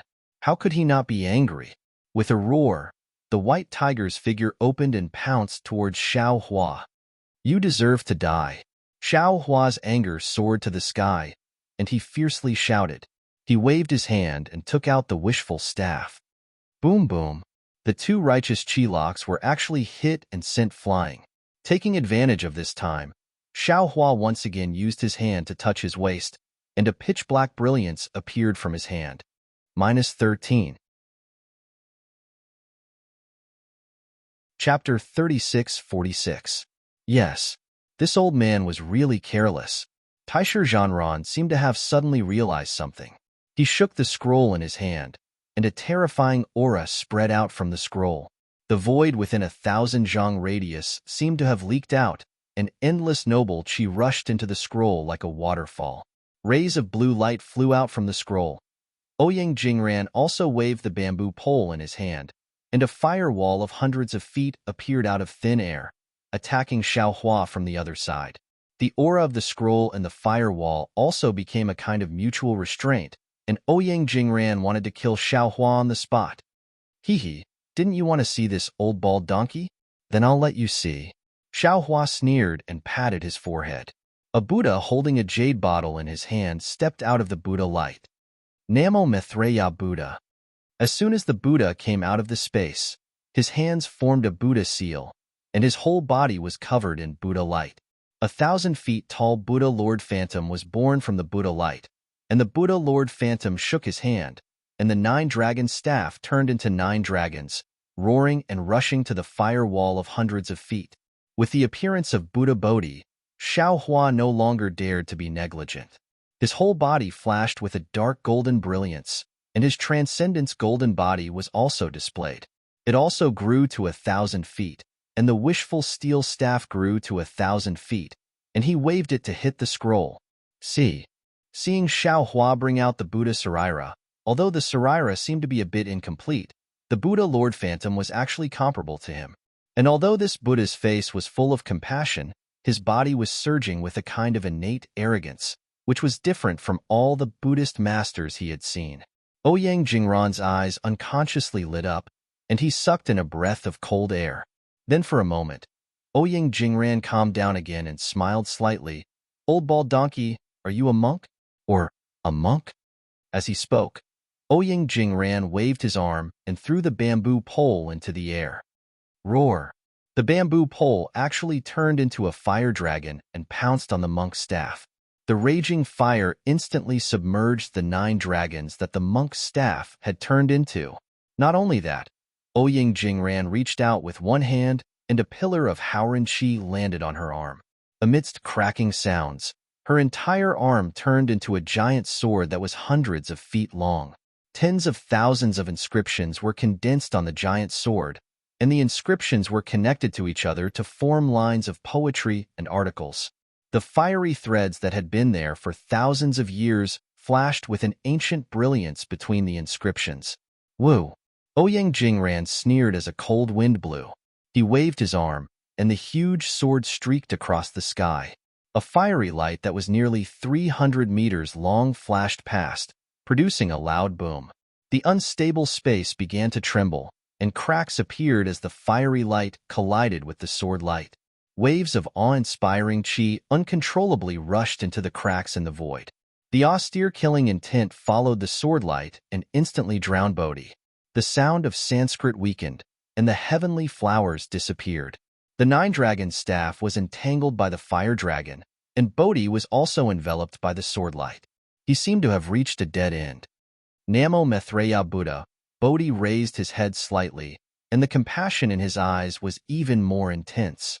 He recited the Sanskrit incantation, Ji. The word Jia came out of Bodhi's mouth, and it immediately flashed with Buddhist light and turned into dozens of feet in size. It also made a sound of thunder and lightning as it flew toward Ouyang Jingran's giant sword. He's reciting Buddhist mantra? Ouyang Jingran was a little confused. She seemed to have never heard of a Buddhist cultivator who had this kind of magical power. While Ouyang Jingran was in a daze, Bodhi's Sanskrit incantation collided with the giant sword. Boom! The huge sound shook the space where the two people were. The Sanskrit incantation turned into a thin ray of light under Ouyang Jingran's attack and disappeared into the void. Ouyang Jingran's huge body was also thrown off balance by the huge force. Boom! At the same time, another huge roar came from the distance. Taisher Zhanran's scroll unfolded under the attack of Xiao Hua's wishful staff. For huge inscriptions of perfection like water appeared from the scroll. The blue gas on the scroll surged, and the word perfection rushed into the sky and turned into several flying swords, falling toward Xiao Hua's head.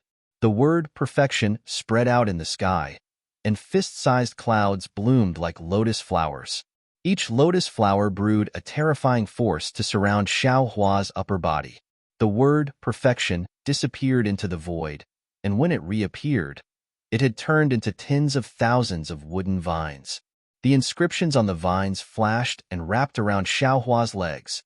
As for the word water, it was like the Milky Way hanging upside down. Every drop seemed to be able to destroy a mountain peak as it rushed toward Xiao Hua.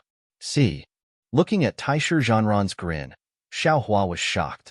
This scroll was really too powerful. The 4 words actually had 4 chi condensed. Moreover, each word had the strength of a great grandmaster. Needless to say, this scroll must have been written by a sage of literature. Poof! Xiao Hua opened his mouth and spouted out a flame, which turned into a wall of fire to block the wooden vines around him. The wooden vines condensed from inscriptions turned into wisps of awe-inspiring chi in the flame and disappeared. As for the flying swords, clouds, and water, Xiao Hua did not pay attention to them. The wishful staff in his hand suddenly lengthened and continued to smash toward the scroll. Oh, what is this guy doing? Taisher Zhanran was a bit stunned. This scroll was something he had to rely on to kill. Every word on the scroll was equivalent to an attack from a 5th-grade essence energy cultivator. He knew that he couldn't rely on his subbody to block this scroll, so he couldn't figure out why Xiao Hua didn't block these attacks. To catch bandits, first catch the leader? Taisher Zhanran immediately understood. Sure enough, the wishful staff hit the scroll. The flying swords, clouds, and water also fell on Xiao Hua's body. At the moment the wishful staff hit the scroll, a faint and dignified voice came out from it. You dare. Immediately, thousands of noble chi condensed into a wall, blocking the wishful staff. Although this noble chi wall was defeated by Xiao Hua, the wishful staff was already exhausted. In the roar, the flying swords fell on Xiao Hua's shoulder. Ka-ka crisp sound. Sparks splashed from Xiao Hua's dharma body. Boom boom. The sound of explosions, the water and clouds rushed to Xiao Hua's Dharma body. What surprised Taisher Zhanran was that all the water and clouds were just smoke. Xiao Hua's Dharma body was actually more solid than a mainstay. It flashed with a dark golden brilliance and did not suffer any damage at all. I understand. Suddenly, Taisher Zhanran felt like he had just woken up from a dream. This guy is actually inside the star array, cultivating. This diamond body is the result of a year of cultivation. Instantly, Taisher Zhanran felt like vomiting blood. He was afraid outside the star array for a year, but this cultivator in front of him actually cultivated freely inside the star array for a year. Kill. Taisher Zhanran was angry. The noble chi around his body surged. With one hand, an azure dragon saber appeared in his hand. The azure dragon saber flashed with cold light. Taisher Zhanran slashed with all his strength. A snowy light like the moon streaked across the sky and disappeared.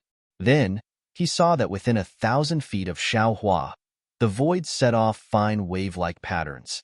In particular, a sound like a tsunami faintly came from all directions and attacked Xiao Hua's 100 feet golden body.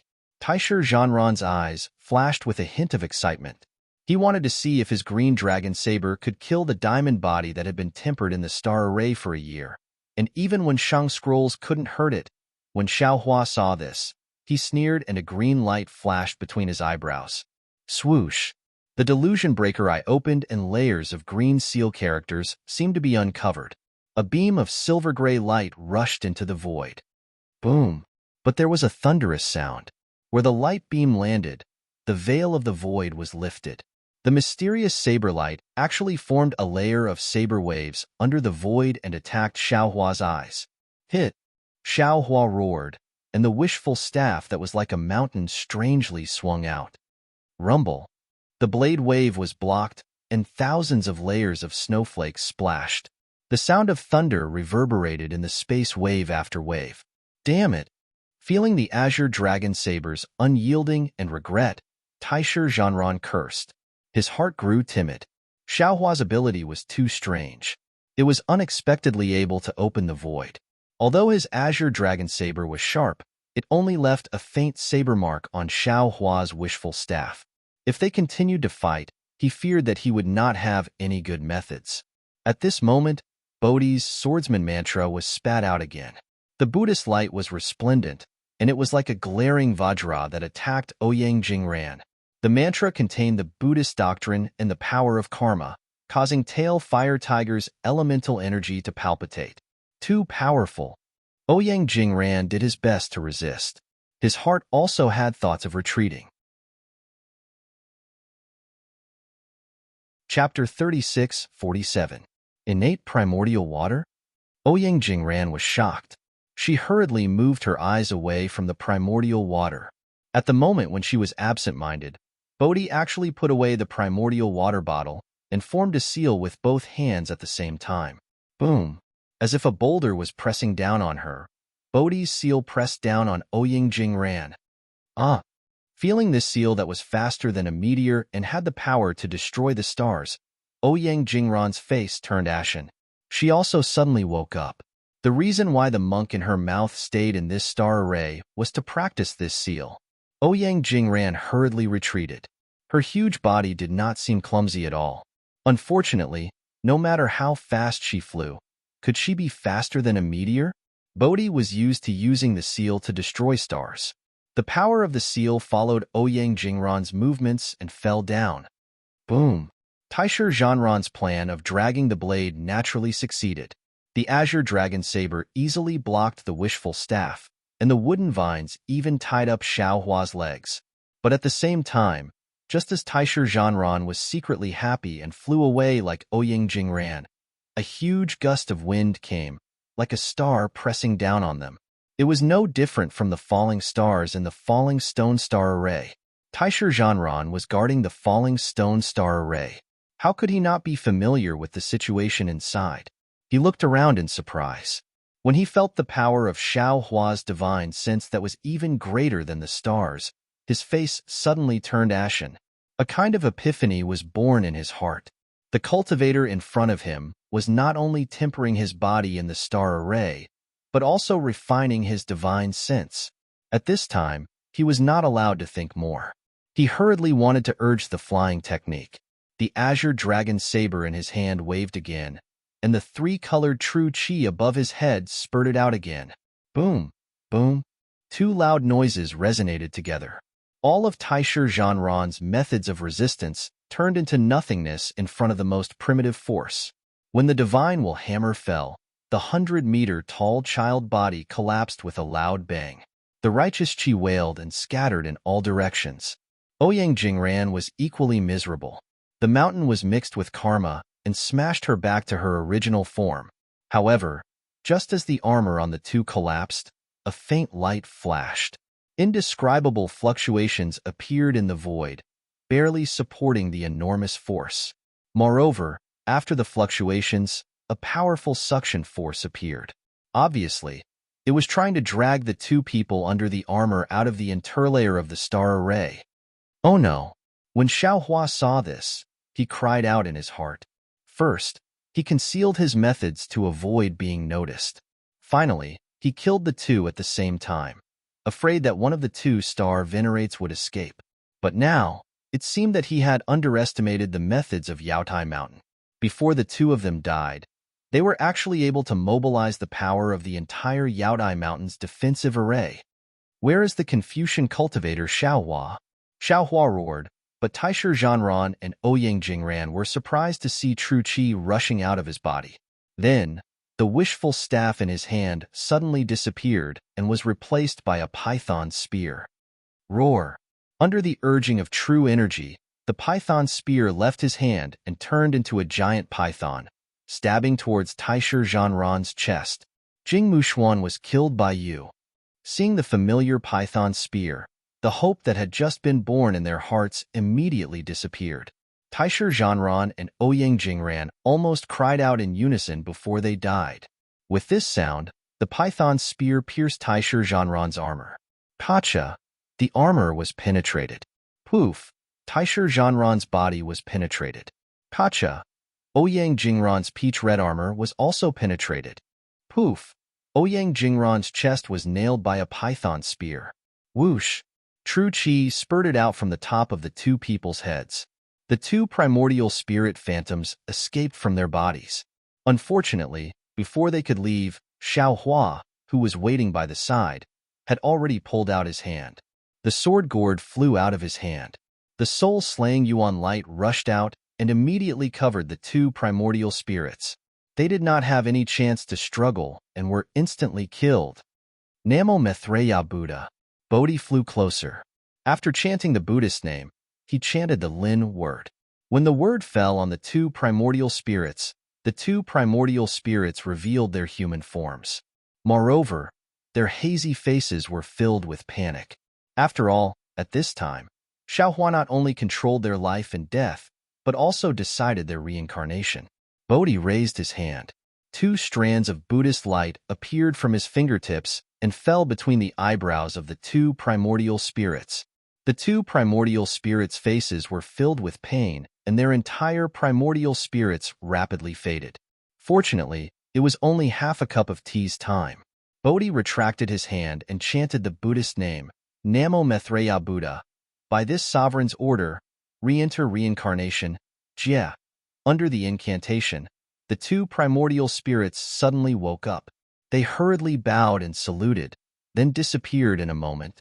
When the two primordial spirits died, the suction force in the space immediately disappeared. While Bodhi was converting the two primordial spirits and searching their souls, Xiaohua took the two primordial spirits' corpses, scrolls, and weapons. As for the white tiger, how could it be a match for the divine power centipede?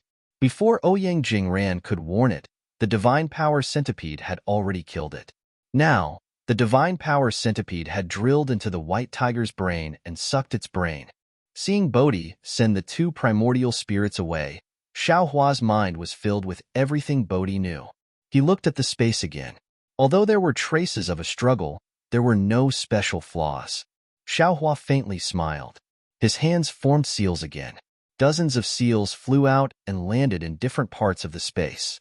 Although these seals couldn't completely eliminate his aura, for a short time, cultivators weaker than him would have a hard time finding any clues. After doing all this, Xiaohua smiled and said, "Confucian cultivator Xiaohua, take a look. If you and I didn't work together, how could things have been done so perfectly? That's why there are benefits if we work together and disadvantages if we don't work together. Don't separate Bodhi and the others because of some differences in cultivation. Our situations are different and can't be separated." Namo Maitreya Buddha. Excellent, excellent. Bodhi descended and put his palms together. This poor monk hasn't come out for a long time. As soon as I come out, I'll harm someone's life. This is really inappropriate. If fellow immortal doesn't harm others, others will harm you. What's fellow immortal's choice?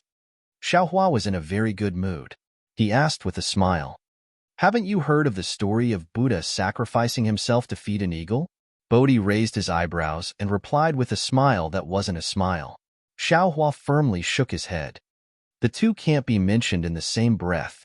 Moreover, if fellow immortal doesn't harm others, green-robed Xiaohua will lose his life. You and I will also lose our lives. The Buddhist scriptures talk about saving people, but you can't throw yourself in, right? You're still wrong.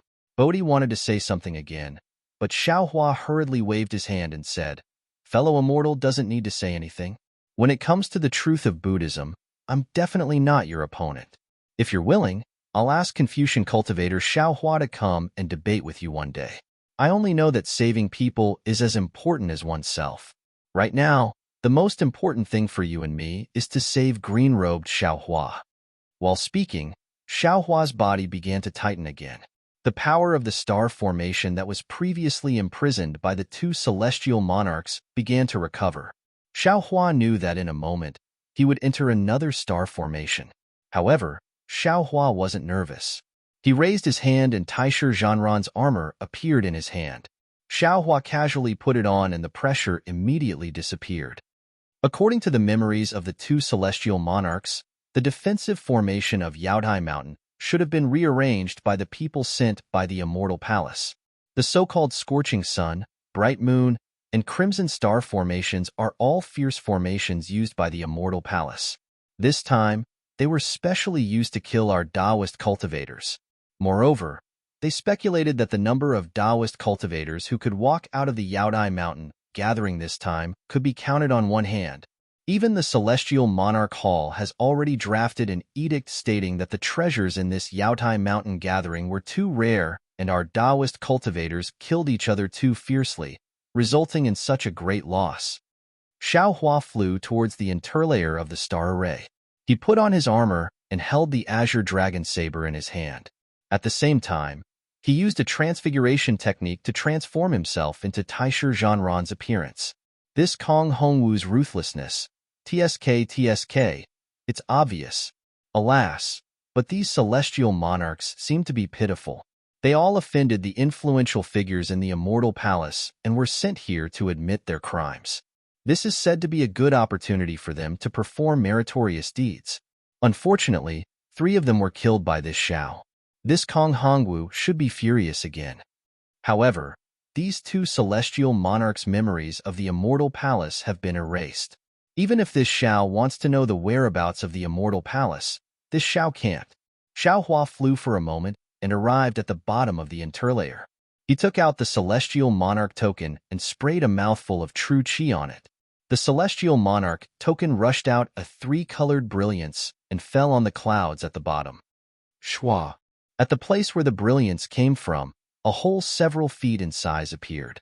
Xiaohua used the clear eyes technique to take a look and fell into it. Looking at the somewhat unfamiliar star formation, Xiaohua urged his figure to descend. A faint fluctuation appeared on the armor on his body, slowly spreading in all directions, but it didn't trigger the restriction of the star formation. Now that the Great Crimson Star formation has been broken, Brother Daoran has obtained a unique treasure. It seems that this unique treasure should be the Cold Ghost Gallbladder. Zhang Daoran and Sun Kong have now attacked the Bright Moon formation. No matter what is inside the Bright Moon formation, presumably with the joint forces of 2 late nascent soul stage cultivators, they should be able to succeed. However, This Kong Hongwu unexpectedly wants to take drastic measures and kill all the cultivators in the scorching sun formation. This is troublesome. Xiao Hua passed through several star formations and several interlayers before finally escaping from the sun, moon, and star formations and landing on the Yaodai Mountain. At this time, the Yaodai Mountain was still covered by pure white clouds and couldn't be seen clearly. Xiao Hua pondered for a moment and looked around before flying in a certain direction.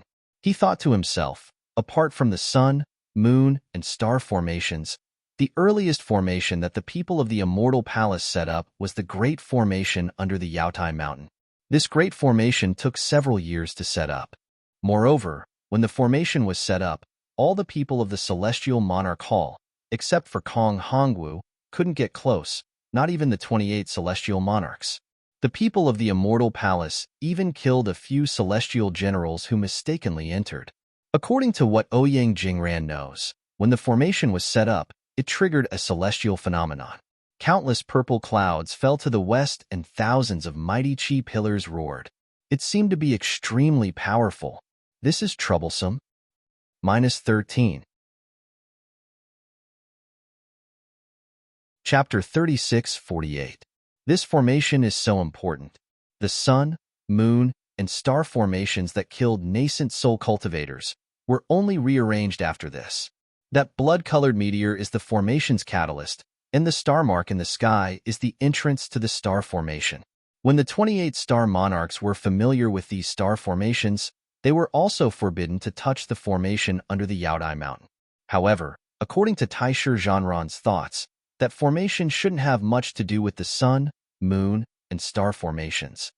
Of course, the reason why I was able to kill these 2 star monarchs and get the news about green-robed Xiao Hua was also related to my perception in the falling stone formation that day. Since I had perception at that time, I should be able to find that formation now. And if it's really as these 2 star monarchs thought, then the formation under the Yaodai Mountain is the foundation of this Yaodai conference. The nascent soul that was sucked away by the huge gravity is the reason why the Immortal Palace killed nascent soul cultivators. Thinking of this, Xiao Hua suddenly thought of Xian Songzi. There's also the king of the capital Qin state, Xian Yanming. Damn it, are these 2 related? Immediately, Xiao Hua stopped in midair with a bitter face. Yes, killing the king of the capital Qin state had already offended the Immortal Palace's immortal envoy. Now that he was prying into the formation of the Yaodai Mountain, he had offended the Immortal Palace's immortal envoy even more.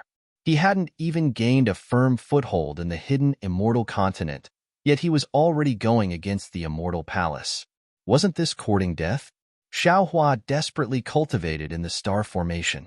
Admittedly, he had made great progress. His current strength should be able to reach the middle of the 5th grade of origin energy. However, from the memories of the 2 monarchs, he knew that the Star Monarch Hall's master, Kong Hongwu, was a great grandmaster who had refined his spirit back to the void. He was only 1 step away from stepping into the realm of literary sage, which was the upper of the 5th grade of origin energy. Admittedly, he could kill 3 star monarchs, but he had no chance of winning against Kong Hongwu. Moreover, on the Yaodai Mountain, Kong Hongwu had the geographical advantage and could use the power of the Yaodai Mountain. He simply didn't have any power to fight back. If he couldn't even fight against a small official from the Immortal Palace in the hidden immortal continent, how could he fight against the Immortal Palace? If time could turn back now, Xiao Hua would rather choose not to let the green-robed Xiao Hua take the risk, and Xiao Hua would rather listen to Li Xiang and not participate in the Jade Pavilion gathering. Unfortunately, even with Xiao Hua's ability, he could only look at the ocean and sigh. Jing Mushuan was killed by him as soon as he entered the formation. Now, he even killed Tail Fire Tiger and Sunhorse of Star. Star-Lord Hall had a total of 28 Star-Lords, and 3 of them were killed by him. Even if he wanted to withdraw now, it was already too late. What's more, he still had a primordial spirit trapped in the formation, and he still had a promise to fulfill. Xiao Hua only stopped in midair for a moment before a sneer appeared on his face. Damn it, back then on Xiaoyu continent, I was only an aura refining and foundation building low-level cultivator. I wasn't afraid of that kind of big wind and big waves. Now that I've cultivated to the 5th grade of essence energy and also possess a secret art unknown to others, what does this Xiao have to be afraid of? In the end, even if I don't establish my own country, so what if I wander the world? I don't believe in the immortal palace. Thinking of this, Xiaohua didn't dare to think too much. Even a small Wu Tian had the opportunity to comprehend the art of divination. Who knew if the immortal palace had such a strange person or not? The immortal palace better not provoke me. Otherwise I'll overturn the immortal palace. Finally, Xiaohua thought fiercely, and his figure landed in a place where mountains changed everywhere. This place was no different from the other places. It had the same mountain forest, the same flowing water, and the same clear and crystalline deep pool. But when Xiaohua saw this, his face became dignified again. Because this was the entrance to the formation set up by the Immortal Palace's people, which was also the place where the immortal generals of Star-Lord Hall were killed that day. Ever since that assassination, Star-Lord Hall had designated this place as a forbidden area, and no one could approach it. Since it was the entrance to the formation, Xiaohua didn't believe that the Immortal Palace didn't have any means to protect it. Xiaohua's figure landed, and he carefully released his soul consciousness. Looking around, there was no movement. Perhaps it was because of the forbidden area, or because all the soldiers of Star-Lord Hall were in the sun, moon, and star formation, but there were no traces of people here, and there were no signs of a formation. Of course, this wasn't a problem for Xiaohua. When he opened his Dharma eye and looked around, his figure flew up, and he flew towards the mountainside of one of the mountains.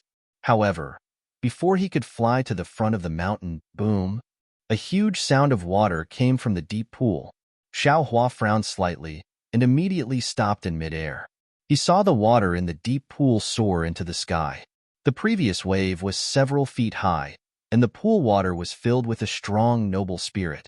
In the blink of an eye, a human figure several feet tall appeared above the deep pool. This human figure was transparent, and lines of inscriptions flowed on the surface of its body like tadpoles. The noble spirit condensed into clouds of various colors that danced in the surroundings. Who are you? How dare you trespass into the forbidden area?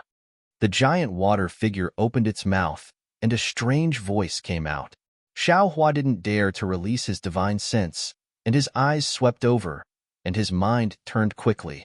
This giant water figure actually didn't know what Sun Horse of Star looked like, so it probably wasn't from Star-Lord Hall. It was most likely a primordial spirit imprint left here by the person who set up the formation.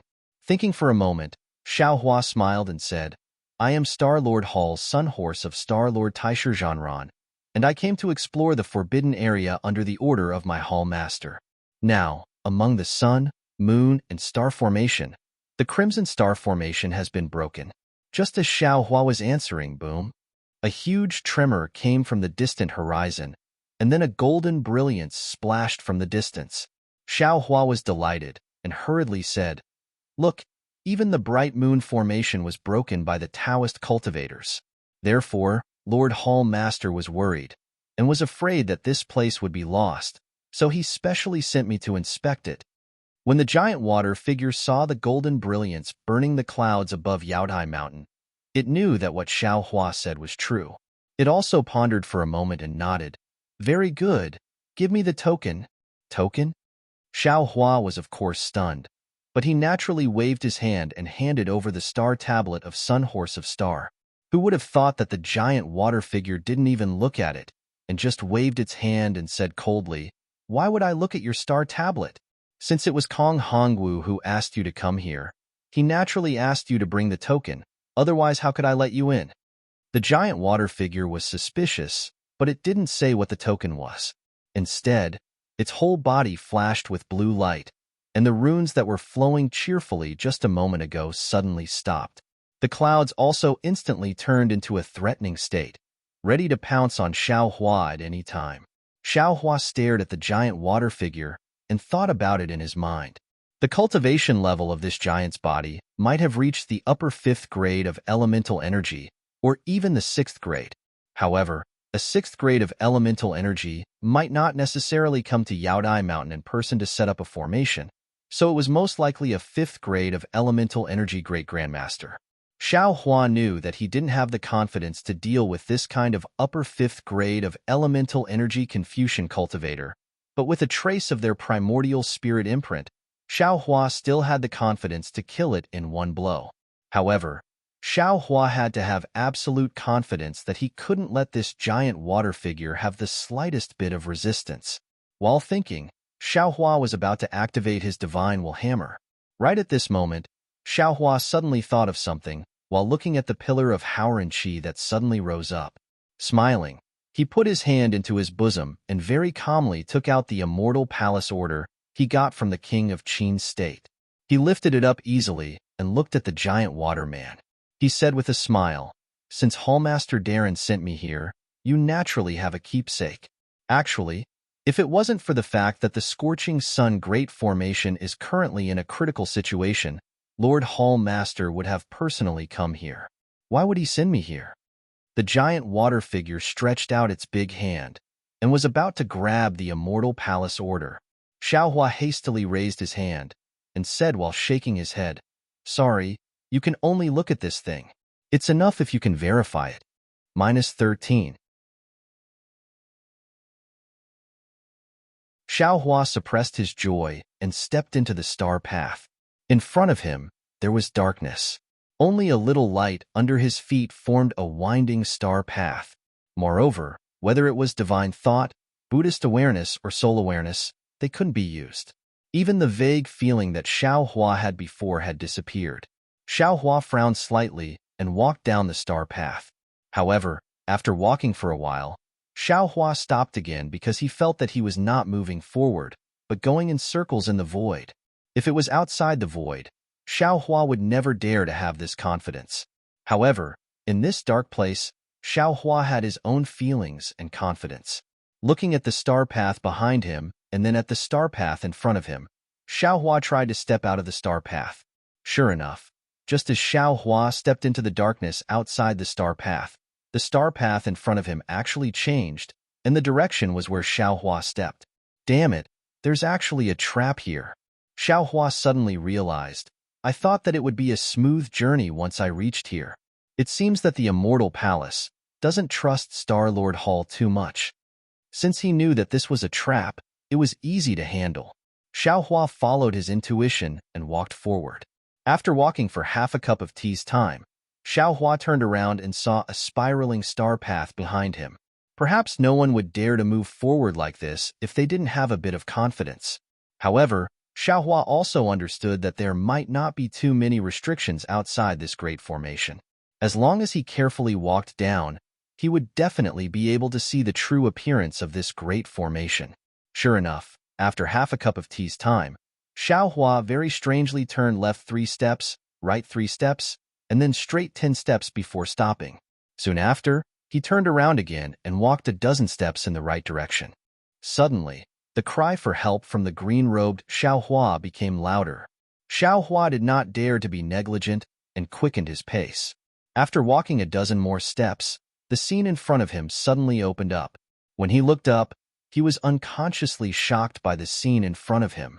What a splendid sight it was! A huge whirlpool was floating in the air. Just from the shape of the whirlpool, it looked like a snail's shell. It was arranged in layers, decreasing from the middle to the outer layer. Each layer was slowly rotating, and the angle and speed of each layer were different.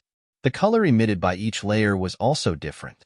Moreover, the brilliance emitted by each layer was like fireworks, gradually moving further and further away. Where the brilliance disappeared, there was an obscure fluctuation. Along with this fluctuation, a vast and mighty aura surged from the void and fell into the whirlpool. The grand aura was like the sea, and the grand aura was like the ocean. It passed through the whirlpool and set off waves. The bursts of resentment that were like the sound of a wheel were emitted by this seemingly endless flow of grand aura. This whirlpool was extremely large. When Xiao Hua looked at it, a sense of inferiority involuntarily emerged from the bottom of his heart. It was as if no matter how high he was, no matter how deep his cultivation was, he was still an ant in front of this whirlpool. What was special was that as the whirlpool rotated, a strong and desolate aura filled the entire space, bringing with it a desolate, ancient, and unyielding aura. If one looked carefully at the whirlpool, they would see specks of starlight. These specks of starlight rotated along with the whirlpool, drifting within the grand aura. Each speck of starlight rolled up a huge wave of air, and the entire whirlpool rose and fell like waves. It was like a movement, playing an ancient song in this desolate aura. Looking at the colorful splendor and the shocking whirlpool, Xiaohua was stunned. This kind of scene was something that many ordinary cultivators could see, and it was not something that an ordinary Confucian cultivator could set up. Although he had seen a rare vision in the Kai clan's ancestral temple in the Million Ming Mountains, that vision could not be compared to this. It was a bit less magnificent, a bit less imposing, and a bit less mysterious. Suddenly, as if there was a gust of wind, a layer of magnificent splendor was lifted. As the splendor rippled, one could see that within the huge whirlpool, there were actually huge and dense phantoms that were rotating along with the whirlpool. These phantoms were thousands of feet in size, and they were suffused with different kinds of light. Each phantom was in the shape of an infant. They were either sitting cross-legged, standing with rapt attention, forming hand seals with both hands, or placing magic treasures on their knees. However, each infant phantoms had their eyes closed, and their expressions were serene. Hiss! Xiaohua sucked in a breath of cold air. He understood in his heart that these nascent souls were most likely the ones that went missing in the Yaodai Mountains Grand Formation, the sun, moon, and star formations. The Immortal Palace set up this mysterious grand formation with the purpose of collecting the nascent souls of these nascent soul cultivators. Xiaohua looked around and immediately saw where he sensed it.